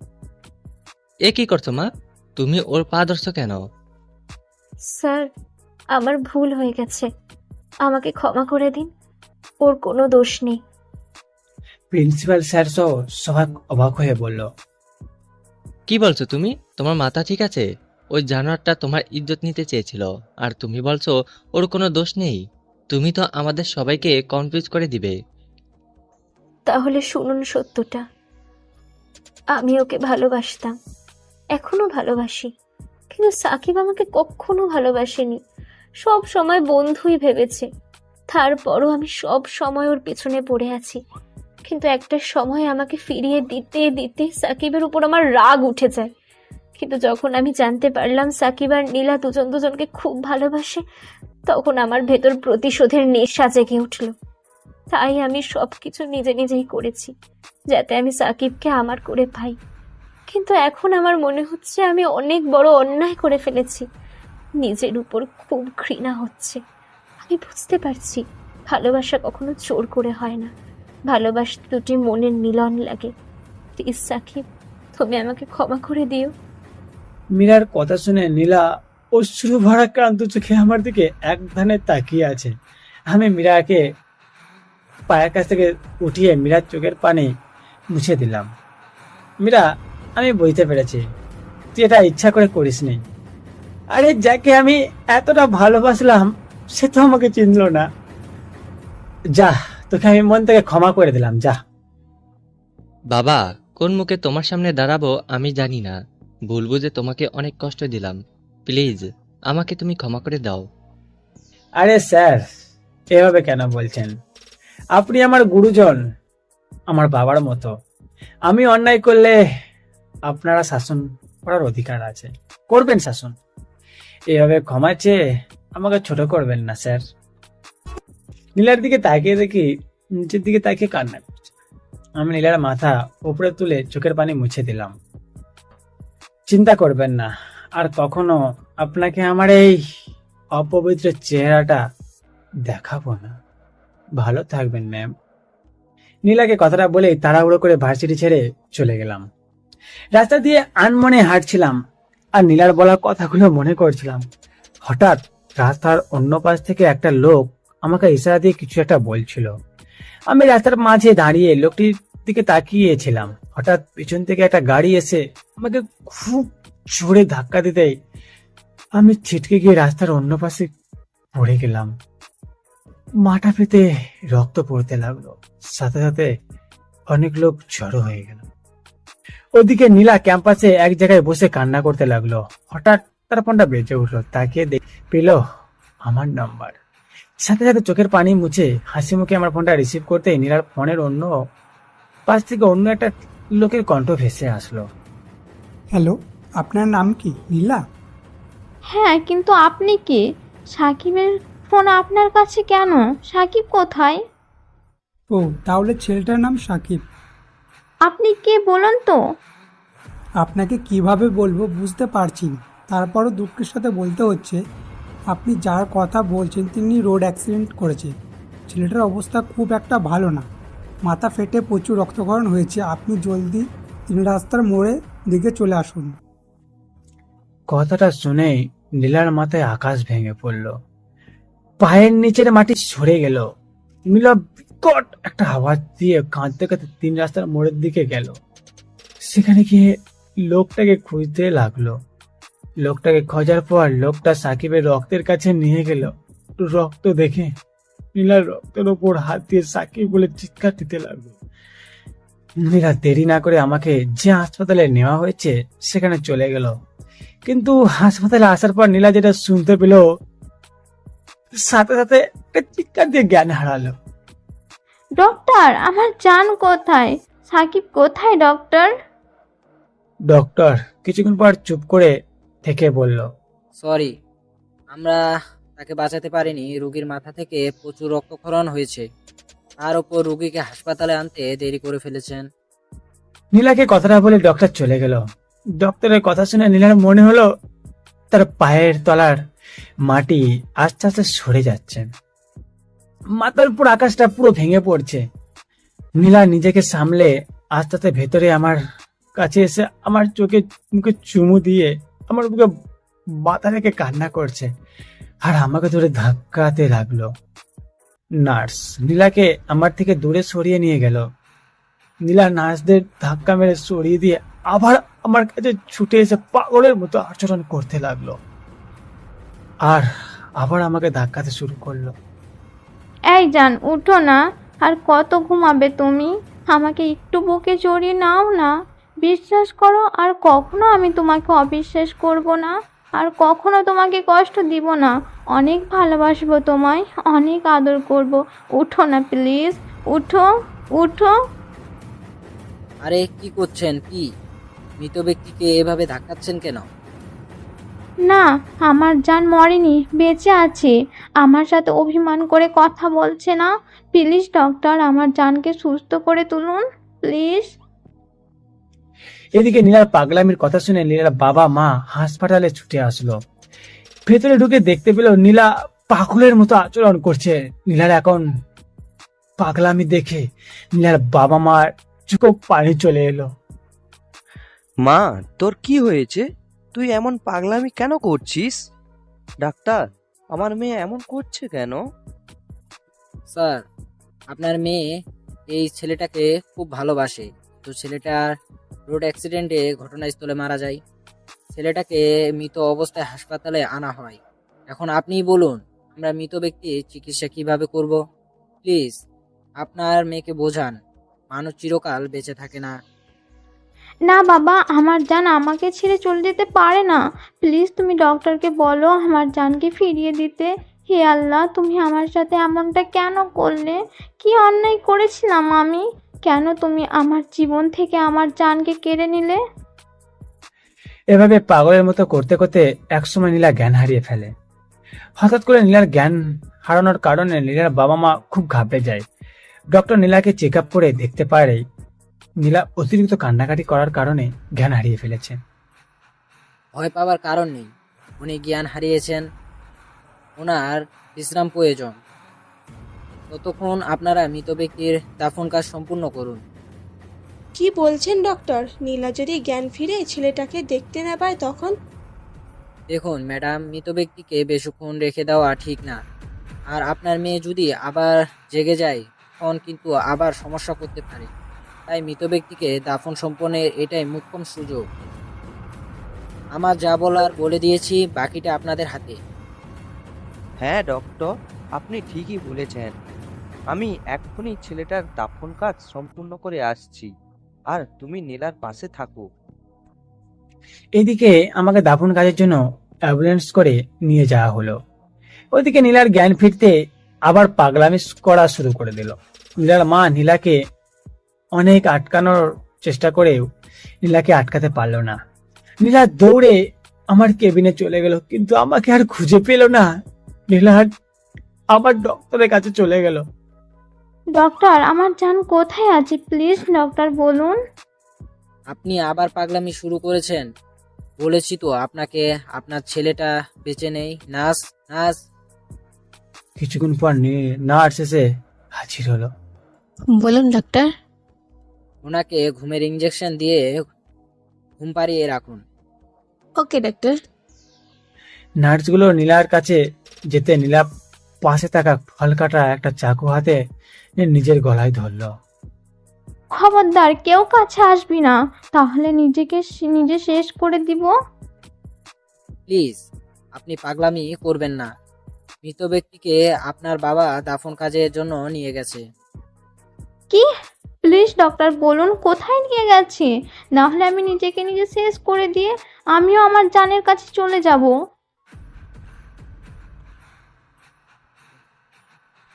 নীলা তার মায়ের কথা শুনে হাত থেকে চাকুটা নিচে ফেলে দেয়।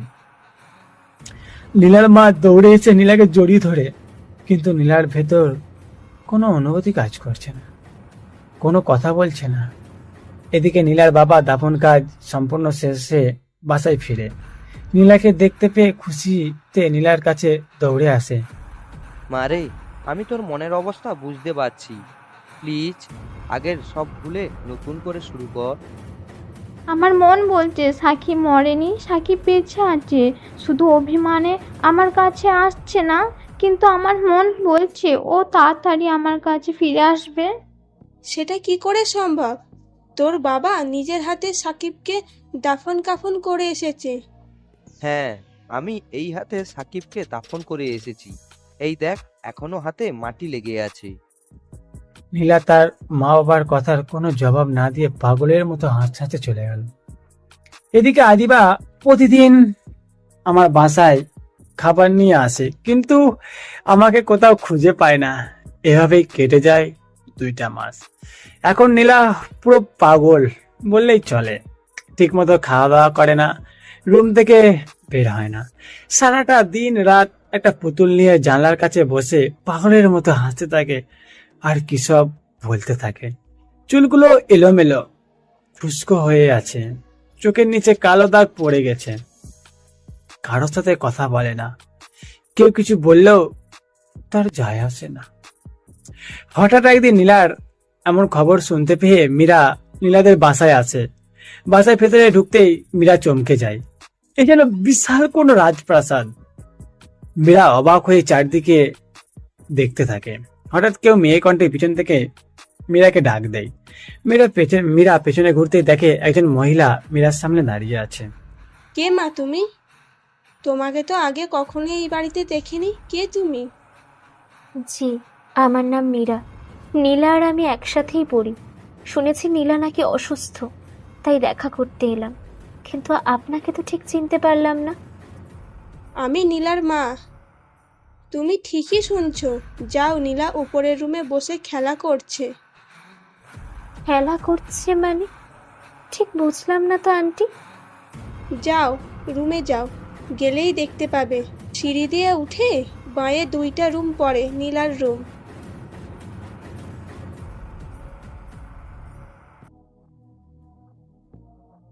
নীলা, এই নীলা, কি হয়েছে তোমার?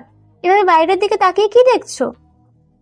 নীলা সাথে সাথে চোখ বড় বড় করে মীরার দিকে তাকিয়ে থাকে।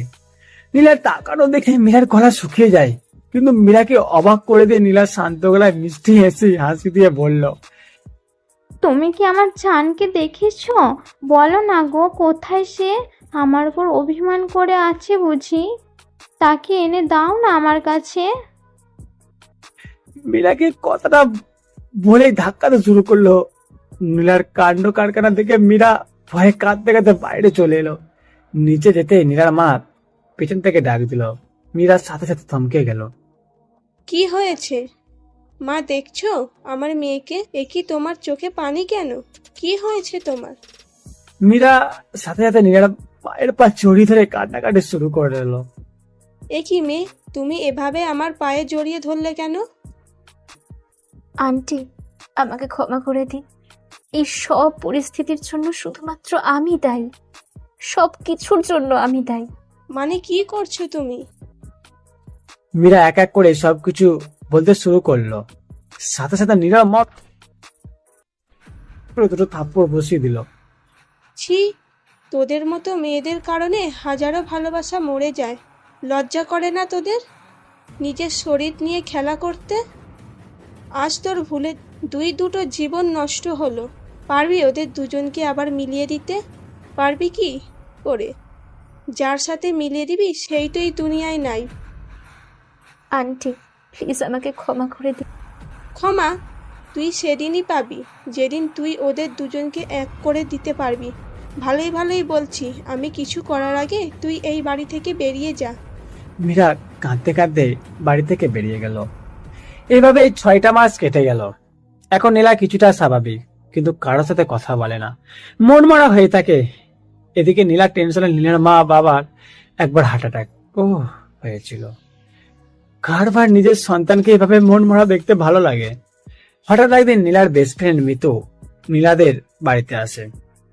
আরে মা, মিতু কেমন আছো? তুমি এতদিন পর আমাদের কথা মনে পড়লো বুঝি? না আন্টি, তেমন কিছু না। আরে এতে অনুমতি কে আছে? তুমি তো আমার মেয়েরই মতো। আন্টি আমাদের ভার্সিটি থেকে 25 তারিখে কক্সবাজার পিকনিকে যাবে। আপনি যদি অনুমতি দেন তো নীলাকেও সঙ্গে নিয়ে যাব। কিছুদিন বাইরে ঘোরাঘুরি করলে হয়তো নীলার ভালো লাগবে। কথা তো তুমি মন্দ বলনি, কিন্তু এই অবস্থায় কি যাওয়াটা ঠিক হবে? তারপরও নিয়ে গিয়ে দেখ। কিরে, যাবি তো আমাদের সাথে? আমরা সবাই মিলে অনেক মজা করব, দেখবি তোর মন ভালো হয়ে যাবে। না রে, তোরা যা, আমার যেতে ইচ্ছা করছে না। আন্টি যখন অনুমতি দিয়েছে যেতে তো তোকে হবেই, না হলে জোর করে বেঁধে নিয়ে যাব। অনেক বলাবলি করার পর যেতে রাজি হলো। অবশেষে এলো সেই 25 তারিখ। সব বান্ধবী মিলে কক্সবাজার পিকনিক গেল। যেতে সবাই অনেক মজা করলো, কিন্তু নীলার ভেতর কোনো আনন্দ করার ফিলিংসই নেই। অপেক্ষার পালা শেষ করে সবাই কক্সবাজার পৌঁছালো। পরের দিন সন্ধ্যাবেলা নীলা সমুদ্রের বিচে হাঁটতে হাঁটতে একটা নির্জন জায়গাতে চলে যায়, যেখানে খুব কম মানুষই যায়। নীলাও বুঝতে পারেনি কখন যে সেই নির্জন এলাকায় চলে এসেছে। হঠাৎ খুব কাছ থেকে একটা বন্দুকের গুলির আওয়াজ শুনতে পেল। নিচেটা নীলা কিছুটা ভয় পেয়ে গেল। হঠাৎ কেউ এসে নীলার সাথে খুব জোরে ধাক্কা খেলো। সাথে সাথে দুজন একসাথে পড়ে গেল। ছেলেটা উঠে রাগী গলায় নীলাকে বলল, এই মেয়ে, কে তুই? এই নির্জন এলাকায় কি করছিস? তুই আবার আমাদের বিপক্ষ দলের লোক না তো? দেখ, তুই যে হোস না কেন, এখনই এখান থেকে পালা, না হলে মরা পড়বি তুই। সরি, আসলে আমি। আর কিছু বলার আগেই নীলার চোখ কপালে উঠে গেল, মাথায় আকাশ ভেঙে পড়ল। নীলা কোনোদিনও এমনটা ভাবতে পারেনি। নীলা খুশিতে ছেলেটাকে কাছে টেনে চোখে মুখে চুমু খেতে লাগলো। সাকিব, তুমি বেঁচে আছো? আমি জানতাম আমার জান আমাকে রেখে মরতে পারে না। আমার বিশ্বাস ছিল আমি তোমাকে একদিন ঠিক খুঁজে পাবো। কোথায় ছিলে এতদিন তুমি? কি করে পারলে তুমি আমাকে ছেড়ে থাকতে? এই কি সব বলছিস? আর কে বা এই সাকিব? মাথা ঠিক আছে তোর? তুই আবার জাফরের দলের লোক না তো? সত্যি করে বল, কিন্তু কে তুই? সাকিব, তুমি এসব কি বলছো? আমি নীলা, চিনতে পারছো না আমাকে? আর এসব মাথায় কি বেঁধেছো? তোমার হাতে পিস্তল কেন? ফেলে দাও এইগুলো। চলো আমরা আবার ঢাকাতে ফিরে যাই। ছেলেটা নীলার মুখ চেপে ধরে বলল, কি তখন থেকে সাকিব সাকিব শুরু করেছিস বলতো? আর তুই বা কে? শোন, আমার নাম সাকিব না, আমার নাম শাহিন। আর এই পুরো কক্সবাজার আমার আন্ডারে। শুধু কক্সবাজার না, আরো অনেক জায়গাতে আছে। তুই ভুল করে এখানে চলে এসেছিস, তাই তোকে ছেড়ে দিলাম। আর এখান থেকে কেটে পড়, যে কোনো মুহূর্তেই বিপদ হাজির হতে পারে। নীলাকে কথাটা বলেই শাহিন ওখান থেকে চলে গেল। কিন্তু নীলার যেন মনে হচ্ছে আজ ওর কাছে ঈদের দিন। ওইদিকে হোটেলের সবাই নীলাকে তন্ন তন্ন করে খুঁজে বেড়াচ্ছে। অনেকে মনে করেছে হয়তো সমুদ্রে ডুবে গেছে। নীলা খুশিতে হোস্টেলে ফিরে গেল। হোস্টেলে ফেরার কিছুক্ষণ পর মিতু আর সব বান্ধবী নীলাকে খুঁজে না পেয়ে হতাশ হয়ে হোস্টেলে ফিরল। হোস্টেলে ফিরে রুমে ঢুকতেই সবাই অবাক। সবচেয়ে বেশি অবাক হলো মিতু, কারণ যে মেয়েকে সারা রাস্তা সবাই মজা করলো, কিন্তু নীলার সেদিকে কোনো খেয়ালই ছিল না। আর সেই মেয়ে কিনা রুমে একা একা গুনগুন করে গান গাচ্ছে আর নাচানাচি করছে। মিতু আস্তে আস্তে গিয়ে নীলার কাঁধে হাত দিয়ে ডাকতে লাগলো। নীলা নাচানাচি বন্ধ করে মিতুর দিকে চোখ বড় করে করে তাকিয়ে থাকলো। নীলার চোখ বড় বড় করে তাকানো দেখে মিতুর যেন গলা শুকিয়ে যাচ্ছে। তারপরও সাহস করে নীলাকে বলল, নীলা, তোর কি হয়েছে? তুই এভাবে একা একা নাচানাচি করছিস কেন? নীলা তখন মিতুর দিকে কিছুক্ষণ ভুরু কুচকে তাকিয়ে একটা মুচকি হাসিতে মিতুকে নিয়ে নাচানাচি শুরু করলো। নীলার এমন অবস্থা দেখে মিতু ভয় পেল, সাথে চিন্তা করতে লাগলো নীলা আবার অসুস্থ হয়ে পড়লো কিনা। মিতু আর কিছু না ভেবে সিদ্ধান্ত নিল এখানে আর সে থাকবে না, নীলাকে নিয়ে আর সকালে ঢাকার উদ্দেশ্যে রওনা যাবে। মিতু আর কিছু না ভেবে সবকিছু গোছাতে শুরু করলো, সাথে নীলার জিনিসও। মিতুর অবস্থা দেখে নীলা এবার মিতুর কাছে আসলো। মিতু, তুই এসব গোছাচ্ছিস কেন? পিকনিক তো এখনো শেষ হতে 2 দিন বাকি। আর পিকনিক করতে হবে না, তোর জীবন আমার কাছে পিকনিকের থেকেও গুরুত্বপূর্ণ। তোর মানে বুঝতে হবে না, ঢাকাতে ফিরলে সব প্রশ্নের উত্তর পেয়ে যাবি। না, আমি আর ঢাকাতে ফিরবো না। পিকনিক শেষ হলেও ফিরবো না, যতদিন না আমি সাকিবকে আমার জানকে নিয়ে ঢাকায় না গিয়ে যেতে পারবো ততদিন আমি ঢাকাতে ফিরবো না।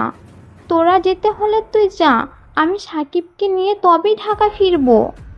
নীলার কথা শুনে মিতু সহ সবাই অবাক হয়ে নীলার দিকে তাকিয়ে আছে। তুই আবার পাগলামো শুরু করেছিস? সাকিবকে তুই কোথায় পাবি? সাকিব তো মারা গেছে। মিতুর কথা শুনে নীলা কিছুক্ষণ পাগলের মতো হাসাহাসি করতে লাগলো। তোকে কে বলেছে সাকিব মারা গেছে? সাকিব বেঁচে আছে, আর সাকিব এই কক্সবাজারেই আছে। কি বলছিস এসব? এটা কিভাবে সম্ভব? মরা মানুষ জীবিত কি করে হতে পারে? আমার মনে হয় তুই সাকিবের কথা ভাবতে ভাবতে আবার অসুস্থ হয়ে পড়েছিস। মিতু, আমি অসুস্থ না, আমি সত্যি বলছি। সন্ধ্যায় সাকিবের সাথে আমার দেখা হয়েছে, তাই তো আমি খুশিতে নাচ করছিলাম। এই কক্সবাজারই আছে। নীলার প্রতিটি কথায় মিতু সহ সবাই অবাকের পর অবাক হচ্ছে। এটা কি করে সম্ভব হতে পারে? তুই সন্ধ্যার আলোতে ভুল কাউকে দেখেছিস। বলছি না ওটা সাকিব, আর আমার দেখা কখনো ভুল হতে পারে না। ঠিক আছে, তোর কথা যদি সত্যি হয় তবে তুই প্রমাণ কর এটা সাকিব ছিল। ঠিক আছে, আগামীকাল তোকে আমি সেখানে নিয়ে যাব যেখানে আমি সাকিবকে দেখেছিলাম। পরের দিন সকালে মর্নিং ওয়াক করতে করতে নীলা মিতুকে নিয়ে সেই নির্জন এলাকার দিকে এগিয়ে গেল। যেতে যেতে একটা বিশাল ঘন জঙ্গলের দিকে এগিয়ে গেল। চল, এই জঙ্গলটা পার হলেই মনে হয় আমরা কোনো রাস্তা খুঁজে পেলেও পেতে পারি। না থাক, যাওয়ার দরকার নেই। জায়গাটা আমার একদম ঠিক লাগছে না। তার চেয়ে বরং চল আমরা হোটেলে ফিরে যাই। আরে তো ভয় পাচ্ছিস কেন? আমি আছি না, চল জঙ্গলটা ভেতরে ঢোকা যাক। মিতু যেতে চাইছিল না। নীলা জোর করে মিতুকে নিয়ে জঙ্গলের ভেতর ঢুকলো। এদিকে ভয়ে মিতুর সারা শরীর ঘেমে একাকার। চল ফিরে যাই, জায়গাটা একদম সুবিধা লাগছে না। মিতু আর নীলা আরো কিছুটা সামনে এগোতে কয়েকজন লোকের কথার আওয়াজ শুনতে পায়। মিতু সাথে সাথে নীলাকে নিয়ে একটা গাছের আড়ালে লুকিয়ে পড়ে। লোকগুলো কিছুটা সামনে আসতেই মিতু সত্যি সত্যি সাকিবকে দেখে অবাক। মিতু যেন নিজের চোখকে বিশ্বাসই করতে পারছে না, সাকিব এখনো বেঁচে আছে। এটা কি করে সম্ভব? আঙ্কেল তো নিজের হাতেই সাকিবের লাশ করে রেখেছিল। আরে তুই বাবার কথা ছাড় তো, চল ওর কাছে যাই। তোর মাথা খারাপ? ওদের সামনে যাব? ওদের হাতে কি তাকিয়ে দেখ, বোমা আর অস্ত্র। একবার যদি দেখে ফেলে না, তুইও শেষ, আমিও শেষ। ধুর, যা হবে দেখা যাবে। তুই থাক, আমি আমার জানের কাছে গেলাম। নীলা দৌড় দিতেই মিতু নীলাকে পিছন থেকে ডাক দিল, কিন্তু কে শোনে কার কথা। নীলা দৌড়ে গিয়ে সাইনকে জড়িয়ে ধরে। সাথে সাথে সাইন আচমকা কেঁপে ওঠে। সাইন দেখতে পাই এটা তো সেই কালকের মাথা খারাপ মেয়েটা। সাইন অবাক হয়ে নীলার দিকে তাকিয়ে থাকে। কিছুক্ষণ পর নীলাই সাইনকে ছেড়ে দিয়ে তার সামনে দাঁড়িয়ে একটা মিষ্টি হাসি দেয়। সাথে সাথে সাইন নীলার গলা কষে এক থাপ্পড় মারল। নীলাকে থাপ্পড় মারা দেখে মিতু আবার গাছের আড়ে লুকিয়ে পড়ে। এই মেয়ে, তুই সেই কালকের মাথা খারাপ মেয়েটা না? আমি সেই, কিন্তু সাকিব। নীলাকে আর বলতে না দিয়ে, তোকে বলেছি না আমার নাম সাকিব না, আমার নাম সাইন। বারবার সাকিব সাকিব বলে আমার মাথা কেন খারাপ করছে। সালা কে এই সাকিব? একবার যদি সামনে পেতাম তাহলে জানে মেরে ফেলতাম। আর তুই এই জঙ্গলে কি করছিস বে? সাইনের দলের একজন বলল। বস, এই মেয়েটা মনে হয় আমাদের শত্রুপক্ষের লোক। হ্যাঁ আরমান, তুই ঠিকই বলেছিস, মেয়েটাকে আমার প্রথম থেকেই সন্দেহ হয়েছিল। সাকিব, কি সব বলছো তুমি? আমি কেন শত্রুপক্ষের লোক হতে যাব? আমি নীলা, তোমার ভালোবাসা। মিতু, তুই একটু ওকে বোঝা না। দেখ কি সব উল্টো পাল্টা বলছে। মিতু মানে? এই মিতুটা আবার কে? মিতুকে চিনছো না? মিতু আমার বেস্ট ফ্রেন্ড। দাঁড়াও, দেখাচ্ছি। কি হলো, আর লুকাতে হবে না, বেরিয়ে আয়। কিছুক্ষণ পর নীলার 14 গোষ্ঠী উদ্ধার করতে করতে মিতু গাছের আড়াল থেকে বেরিয়ে এলো। সাইন সহ সবাই অবাক। আমি কনফার্ম এরা আমাদের শত্রু। আমিও। তোরা যা গিয়ে দেখ আর কে কোথায় লুকিয়ে আছে, একটাও যেন পালাতে না পারে। ওকে বস, আমি দেখছি। আপনি এই দুটোকে দেখে রাখুন। অনেকক্ষণ খোঁজার পরও কাউকে পেল না। কিরে, আর কাউকে পেলি? না বস, কাউকে খুঁজে পেলাম। দেখ, তুই তোরা আবারও বলছে, সত্যি করে বল তোরা কারা, আর আমার পিছনে কেন পড়ে আছিস তোরা? সাকিব, আমি জানি তুমি আমার ওপর অভিমান করে আছো, তাই আমাকে না চেনার ভান করে আছো, কিন্তু প্লিজ বিশ্বাস করো, আমি তোমার নীলা। ও, এই মেয়ে তো আমার মাথাটা খারাপ করে ছেড়ে দেবে। কতবার বলবো আমি সাকিব না, আমি সাহিন। আর আমি নীলা নামে কাউকেই চিনি না, আর না কাউকে দেখেছি। বস, এই দুটোকে ছেড়ে দেওয়া ঠিক হবে না। এরা আমাদের চিনে ফেলেছে। আপনি অনুমতি দেন, দুটোকে এখানেই শেষ করে ফেলি। না থাক, এদের মেরে কোনো লাভ নেই। মেয়েটার মাথাতে হয়তো কোনো সমস্যা আছে। তাহলে কি করবেন এই দুটোকে? শুনুন, আপনাকে আমি শেষবারের মতো সুযোগ দিচ্ছি, চলে যান এখান থেকে। আর এই যে আপনি, মেয়েটার মাথাতে হয়তো কোনো সমস্যা আছে, কিন্তু আপনাকে তো সুস্থ মনে হচ্ছে, আপনি কেন এখানে আসতে গেলেন? আপনাদের দেখে আমার ভালো মানুষ মনে হচ্ছে, তাই এবারের মতো ছেড়ে দিলাম। চলে যান এখান থেকে, নয়তো কবর দিচ্ছি। না, আমি তোমাকে ছেড়ে কোথাও যাব না। মেরে ফেলবে আমাকে, ঠিক আছে মেরে ফেলো, তোমার হাতে মরে আমি শান্তি পাবো। এই মেয়ে, তোকে কি বলেছি শুনতে পেলি না? মিতু ভয় পেয়ে নীলাকে টানতে টানতে নিয়ে যেতে লাগলো। হঠাৎ নীলা মাঝপথে দাঁড়িয়ে পড়লো। তুমি ভেবো না আমি চলে যাব, আমি আবার আসবো তোমার কাছে। নীলা চলে যেতেই কিছুক্ষণ পর সাইনের ফোনে একটা ফোন আসে। সাইন ফোনের দিকে তাকিয়ে তার লোকদের চলে যেতে বলে। লোকগুলো চলে যাওয়ার পর সাইন ফোনটা রিসিভ করে। কি ব্যাপার স্যার, হঠাৎ করে আমাকে মনে করার কারণ কি? আবার কোনো কোথাও মিশন আছে নাকি? হ্যাঁ, এবারের মিশনটা একটু অন্যরকম, সাথে একটু রিস্কও আছে, তবে তোমার দ্বারা সহজ হবে, তাই আমাদের তোমাকে দরকার। ঠিক আছে, আপনি সব ডিটেলস আমাকে পাঠিয়ে দেন, কাজ হয়ে যাবে। না, এটার জন্য তোমাকে ঢাকাতে আসতে হবে। হঠাৎ সাইন চুপ হয়ে গেল, কোনো কথা বলছে না। স্যার, আমার পক্ষে ঢাকা যাওয়া পসিবল না, আপনি ডিটেলস পাঠিয়ে দেন, আমার লোকগুলো কাজটা করে দেবে। সেটা সম্ভব না, কারণ এই কাজটা একমাত্র তুমিই করতে পারবে। ওপর থেকে প্রেসার দিচ্ছি কাজটা দ্রুত শেষ করতে। সাইন একটু ভেবে বলে, আচ্ছা ঠিক আছে, কিন্তু আমি জানি তুমি কি বলবে। তুমি আগে ঢাকাতে আসো, তারপর তোমার সাথে কথা হবে। সাইন 2 দিন পর ঢাকাতে ফিরে স্যার এদিকে নীলা আজ আবার সেই জঙ্গলের দিকে এগিয়ে গেল।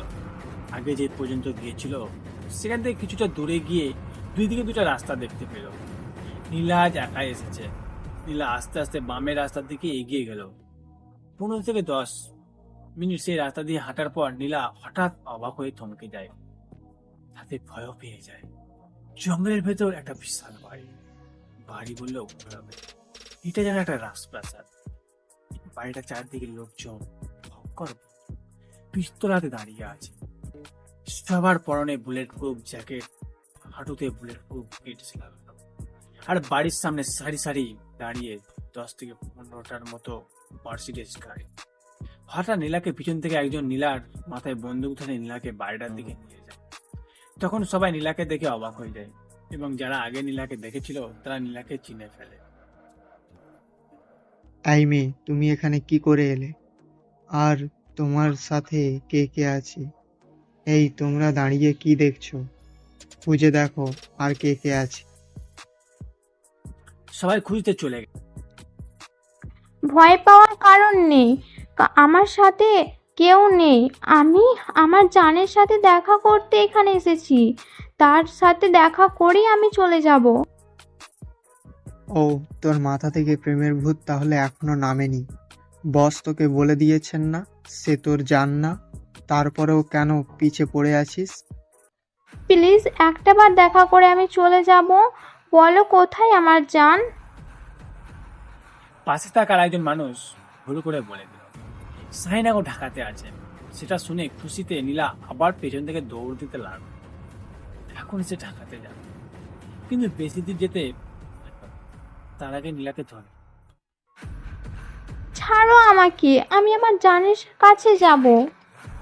সেটা কখনো সম্ভব না। তোকে ছেড়ে দিলে তুই আমাদের সমস্ত কথা পুলিশকে বলে দিবি। আজ থেকে তুই এখানে বন্দি। তুই আর কোনোদিনও এখান থেকে পালাতে পারবি না। একে নিয়ে রুমে আটকে রাখ। এই মেয়েটা যেন পালাতে না পারে। ওইদিকে সাইন স্যারের সাথে দেখা করলো। স্যার, আমি তো আমার অতীত ভুলতে চেয়েছিলাম, কেন আমাকে বারবার এই মায়ের শহরে টেনে আনলে?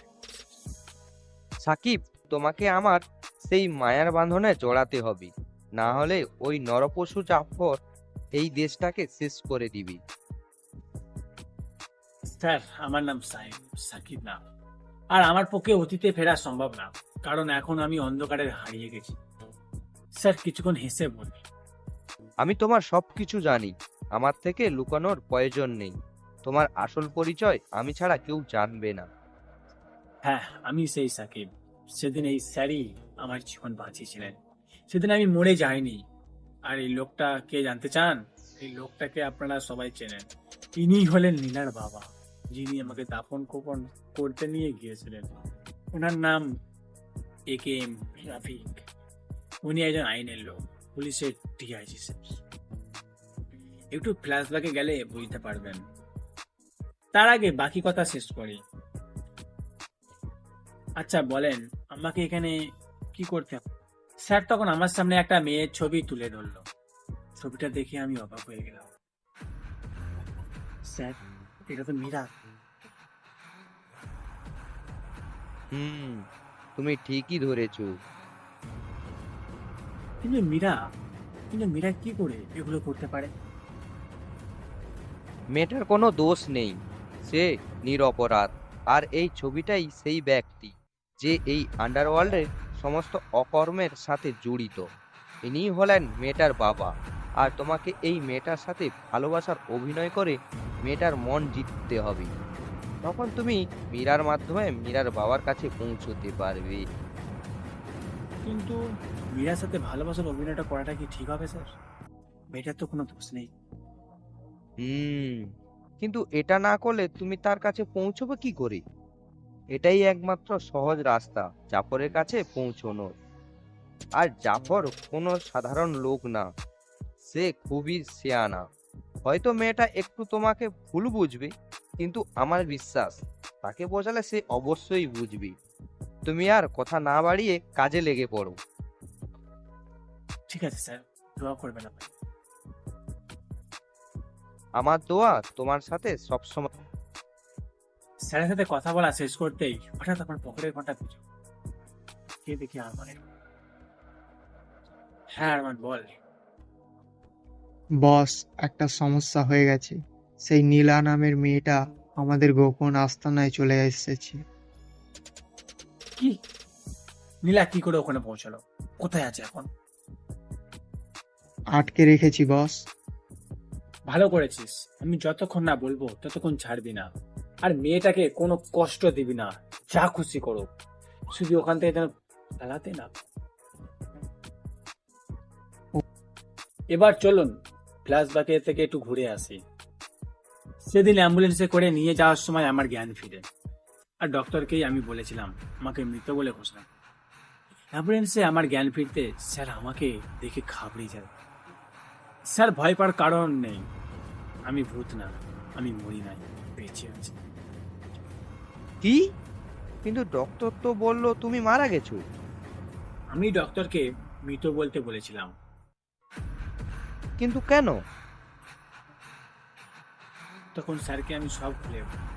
ও তাহলে এই ব্যাপার। তুমি এক কাজ করো, তুমি আমার সাথে কাজ করো, আর তুমি বেঁচে আছো এইটা আমি ছাড়া আর কেউ জানবে না। তোমাকে এমন জায়গায় লুকাবো কেউ খুঁজে পাবে না। কৃতজ্ঞতা আমি আপনার কাছে। থাক, হয়েছে। আর এক বন্ধু আছে, নাম সেলিম, কক্সবাজারে আন্ডারওয়ার্ল্ড, তার হাতে তোমাকে তার ওখানেই পাঠিয়ে দেব। ভয় নেই, সে খুবই ভালো মানুষ। সে ভালো মানুষের কোনো ক্ষতি করে না। খারাপ মানুষের যত অবৈধ কালোবাজারি, চোরাচালান, সেগুলো তখন স্যার আমাকে সেখানে পাঠিয়ে দেয়। তার কয়েকদিন পর সন্ত্রাসীরা আমার হাতে গুলিতে নিহত হয়, আর আন্ডারওয়ার্ল্ডের দায়িত্ব দিয়ে দেয়। এইদিকে আমি আগে যে বাসাতে থাকতাম সেখানে চলে গেলাম।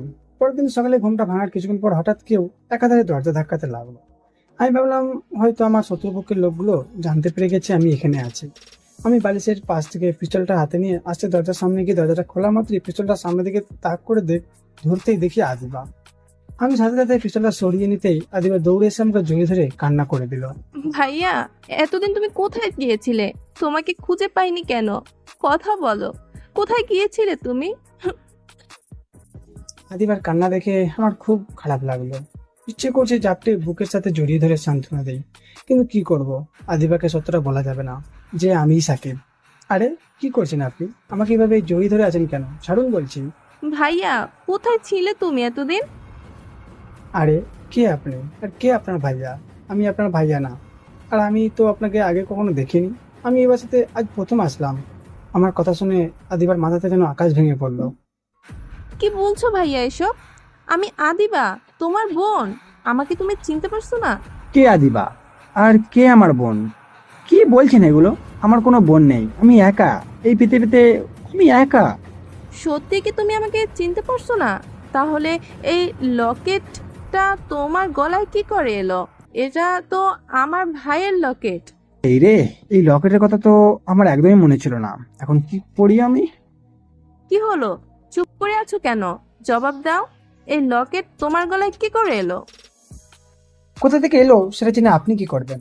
আরে এই লকেট কি শুধু আপনার ভাইয়ের গলায় থাকতে পারে নাকি? হ্যাঁ, আদিবা কিছুক্ষণ আমার দিকে চোখ বড় বড় করে তাকিয়ে আমার হাত নিয়ে আদিবার মাথায় রাখলো। আরে কি করছেন কি আপনি? হাত ছাড়ুন বলছি আমার। তোমাকে আমার কসম, তোমাকে তোমার বাবা মায়ের কসম, প্লিজ বলো তুমি আমার ভাইয়া। কি হলো, চুপ করে আছে কেন? জবাব দাও, তুমি আমার ভাইয়া। আল্লাহ, তুমি এই কোন পরীক্ষায় ফেললে আমায়? কি করব এখন আমি? অবশেষে সত্যটা বলতে বাধ্য হলাম। আমি ভাবতে পারিনি আদিবা আমাকে এভাবে সত্যটা বলতে বাধ্য করবে। হ্যাঁ, আমি সাকিব, আমি তোমার ভাই। কথাটা বলা মাত্রই আদিবা আমার হাত মাথা থেকে সরিয়ে কিছুক্ষণ আমার দিকে অশ্রুভেজা চোখে তাকিয়ে দেখে খুশিতে আমাকে জাপটে ধরে আমিও আদিবাকে জড়িয়ে ধরে সান্ত্বনা দিয়ে আদিবার দুই চোখের পানি মুছে দিলাম। আরে আমার পাগলি বোনটা, কাঁদছো কেন? খুশিতে কান্না করছি। জানো, এই 7 মাস আমি তোমাকে পাগলের মতো খুঁজে বেরিয়েছি। কোথায় ছিলে তুমি? একটা খুব দরকারি কাজ ছিল, তাই একটু শহরের বাইরে গিয়েছিলাম। কি এমন কাজ ছিল যার জন্য এতদিন লাগলো, আর আমাকেও ভুলে গেছো? সে অনেক কথা, সময় হলে জানতে পারবে। তার আগে আমার মাথা ছুঁয়ে তোমাকে প্রতিজ্ঞা করতে হবে আমি যে বেঁচে আছি, সেটা যেন কেউ জানতে না পারে। মানে কি বলছো এসব? তোমার কোনো কথাই তো আমি বুঝতে পারছি না। সময় হলে সব খুলে বলবো, এখন আর কিছু জানতে চেও না। সময় হলে আমি তোমাকে সবকিছু বলবো। আচ্ছা ঠিক আছে, এখন তুমি চুপ করে এখানে বসো তো। আমি তোমার জন্য খাবার এনেছি। অনেক দিন তোমাকে নিজের হাতে খাওয়াইনি। আদিবা আমাকে খাবার খাইয়ে চলে যাওয়ার পর আমি ছদ্মবেশী সেজে রেডি হয়ে ভার্সিটিতে চলে গেলাম। ভার্সিটিতে ঢুকতেই পিছন থেকে কেউ আমাকে ধাক্কা মেরে ফেলে দিল। আমি আস্তে আস্তে উঠে দাঁড়ালাম। পিছনে ফিরে আমি যাকে দেখতে পেলাম তাকে দেখে আমার চোখ কপালে উঠল, কারণ সে ছিল আবির, আমার বন্ধু। আবিরকে দেখে আমি একধানে কিছুক্ষণ তাকিয়ে থাকলাম। ওই আবুল্লাহ, কে রে তুই? তাজা বলেছিস, কোন ইয়ারে পড়িস তুই? অনার্স ফার্স্ট ইয়ারে ভর্তির জন্য এসেছি, কিন্তু আপনারা আমাকে ধাক্কা মারলেন কেন? কেন বাবু, ব্যথা পেয়েছো নাকি? আসো কাছে আসো, ব্যথা ঠিক করে দিচ্ছি। থাক, আপনাদের আর কষ্ট করতে হবে না, আমি বাসায় ফিরে মুভ লাগিয়ে নেব। তুমি কেন কষ্ট করে মুভ লাগাতে যাবে? মুভ আমরা লাগিয়ে দিচ্ছি। এই যা তো, ওকে একটু মুভ লাগিয়ে দিয়ে আয় তো। কি করছেন আপনারা? ছাড়ুন আমাকে। আমি কেন আপনাদের কথা শুনতে যাব? আমি আপনাদের শর্ত মানব না। তারপরও বলুন, যদি কোনো ভালো কাজের জন্য হয় তাহলে আমি আপনাদের শর্তগুলো মানতে রাজি আছি। এই তো এখন লাইনে আইসোস। শোন, আমরা তোকে কোনো খারাপ কাজ করতে বলবো না, আমাদের কথা মতো চলবি, তাহলে এই ভার্সিটিতে পড়তে পারবি। না হলে তোকে আমরা এই ভার্সিটিতে পড়তে দেব না। প্লিজ এরকমটা করবে না, আমার অনেক দিনের স্বপ্ন আমি এই কলেজটাতে পড়বো। প্লিজ আপনারা আমার স্বপ্নটা পূরণ করতে দিন। আমাদের শর্তে রাজি থাকলে তোর স্বপ্ন পূরণ করতে পারবি। ঠিক আছে, আমি আপনাদের সব শর্ত মানবো, তবুও আমাকে এই ভার্সিটিতে পড়তে দিন। ঠিক আছে, আর শোন, আমরা তো সিনিয়র, তাই প্রথমে আমাদের সালাম দিবি। আর এই নে, এটা কি? এটা একটা চিঠি।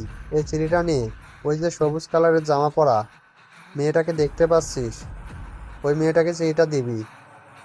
আপনি বুঝি ওই মেয়েটাকে ভালোবাসেন? কি বুদ্ধি রে তোর, বুঝে ফেলেছিস। হ্যাঁ, আমি ওই মেয়েটাকে ভালোবাসি।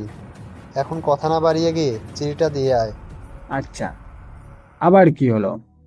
সালামটা কে দিবে, তোর বাবা?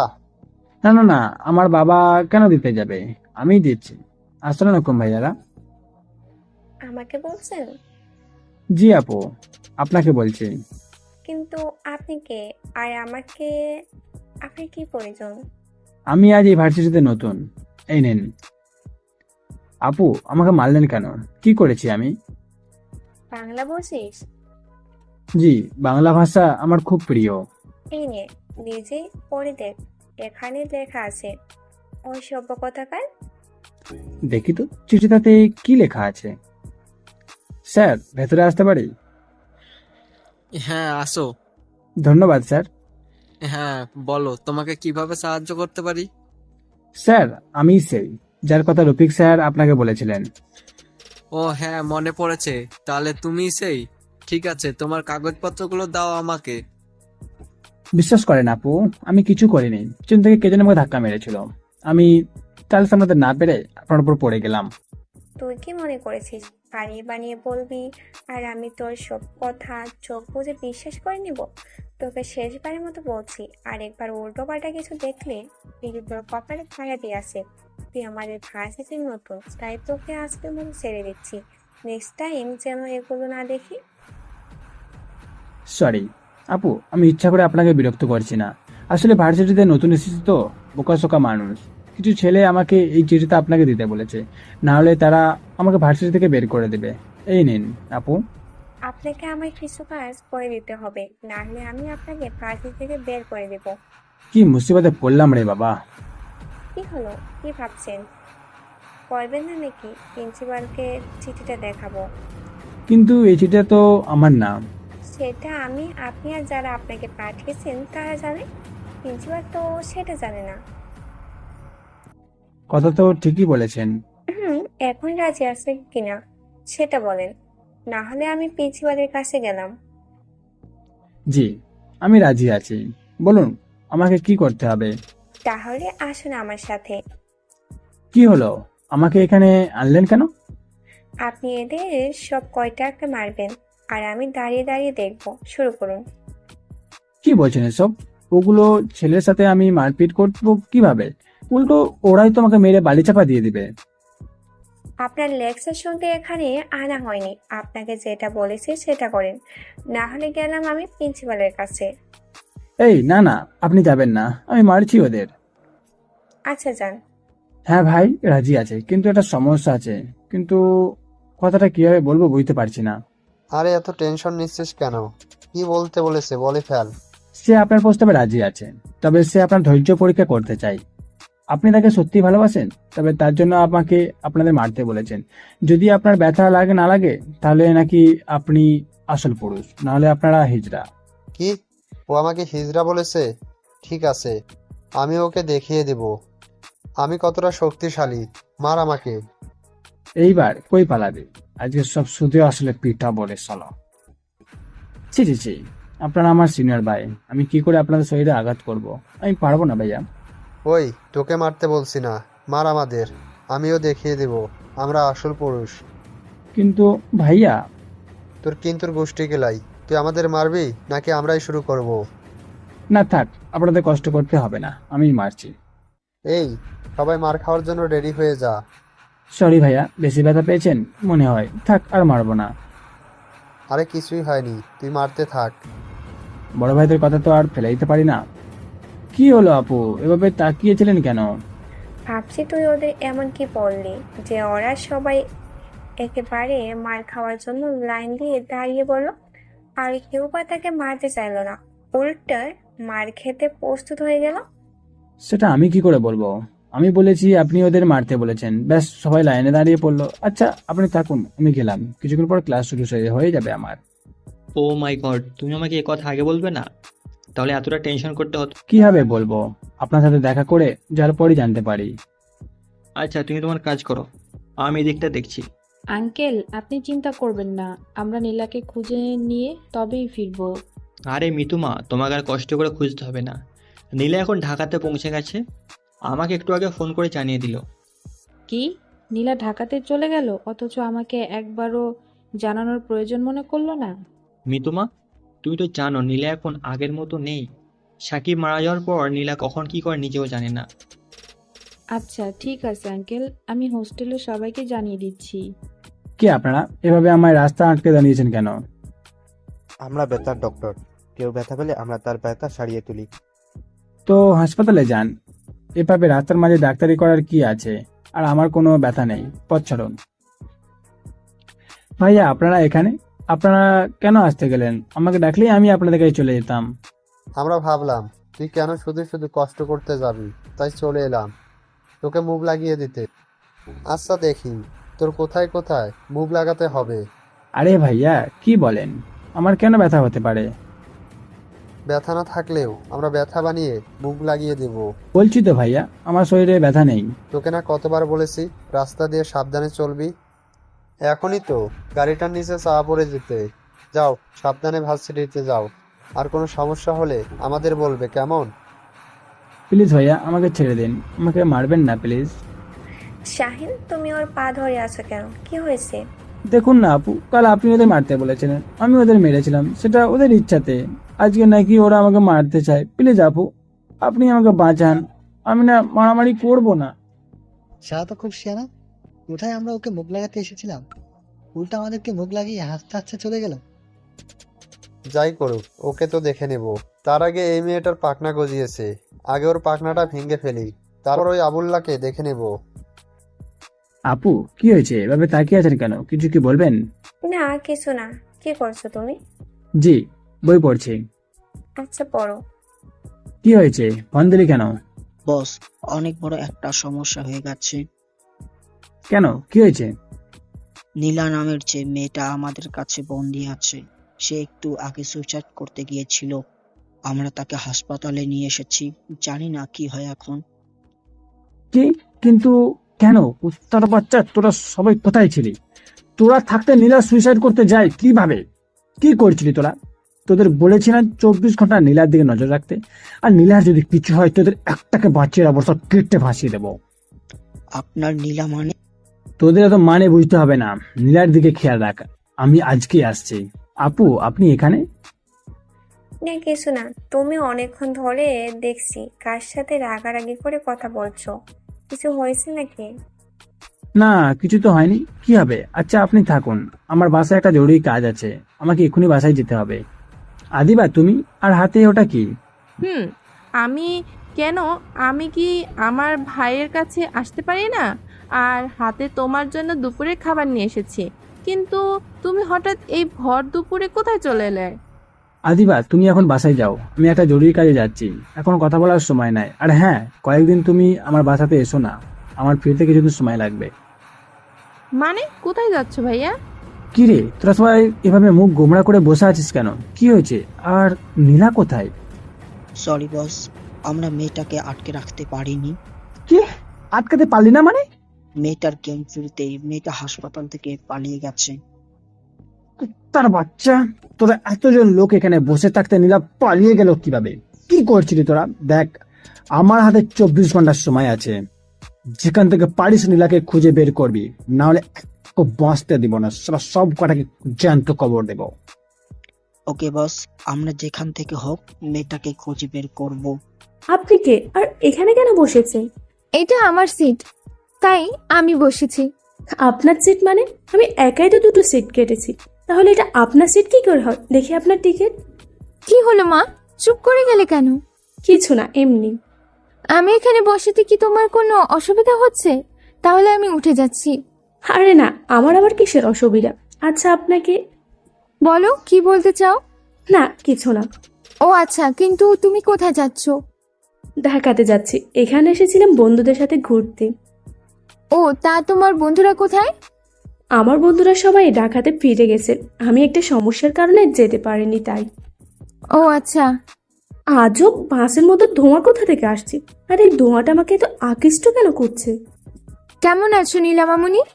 আপনি কে আপনি? আর আমাকে এবার কিডন্যাপ করেছেন? কি ক্ষতি করেছে আমি আপনার? আরে এত ব্যস্ত কেন হচ্ছ মামুনি? আমি তোমার খুব কাছের আপনজন, আর তোমার সাথে আমার কোনো শত্রুতা নেই। আমার সব হিসাব তোমার বাবার সাথে। কে আপনি? আর আমার বাবা আপনার কি এমন ক্ষতি করেছে? হ্যাঁ হ্যাঁ, অনেক বড় ক্ষতি সে আমার করেছে। আজ তোমার বাবার জন্য আমি 17 বছর ধরে সন্তান হারা। তোমার বাবাকে এর মাসুল দিতেই হবে। কেন? কি করেছে আমার বাবা? তোমার বাবা আমার 2 সন্তানকে গ্রেফতার করে কোর্টে সাক্ষী দিয়েছিল, তাতে আমার 2 ছেলের ফাঁসি হয়েছিল। তোমার বাবার পায়ে ধরে আমি অনুরোধ করেছিলাম আমার ছেলে দুটোকে শেষবারের মতো একটা সুযোগ দিতে। কোর্টে সাক্ষী না দিতেও মানা করেছিলাম, কিন্তু শোনেননি। আজ আমার সেই সুযোগ এসে গেছে, আমার প্রতিশোধের সুযোগ এসে গেছে। আর যতই দিন না সেই সুযোগ কাজে লাগাতে পারছি, ততদিন তোমাকে এই অন্ধকার রুমেই থাকতে হবে। তবে ভয় পেও না, তোমাকে আমি কষ্ট দিব না।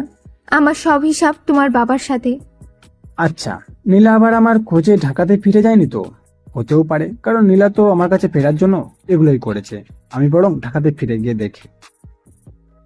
স্যার, নীলা কেমন আছে একবার ফোন করে জেনে নিন কি? তাই তো, আমার তো একদমই খেয়াল ছিল না। দাঁড়াও, আমি এখনই খোঁজ নিয়ে দেখছি। কে তুমি? এভাবে হাসছো কেন? কেমন আছো ভাইজান? চিনতে পেরেছো আমায়? না, আমি তোমাকে কিভাবে চিনবো? কে তুমি? আর আমার মেয়ে কোথায়? সে কি ভাইজান, আমাদের যুগ যুগের সম্পর্ক তুমি একটু সময় ভুলে গেলে? আমি তো এমন কোনো দিন নেই তোমাকে মনে করি না। রেখা, তুই এখনো বেঁচে আছিস? বাহ, কি ট্যালেন্ট তোমার!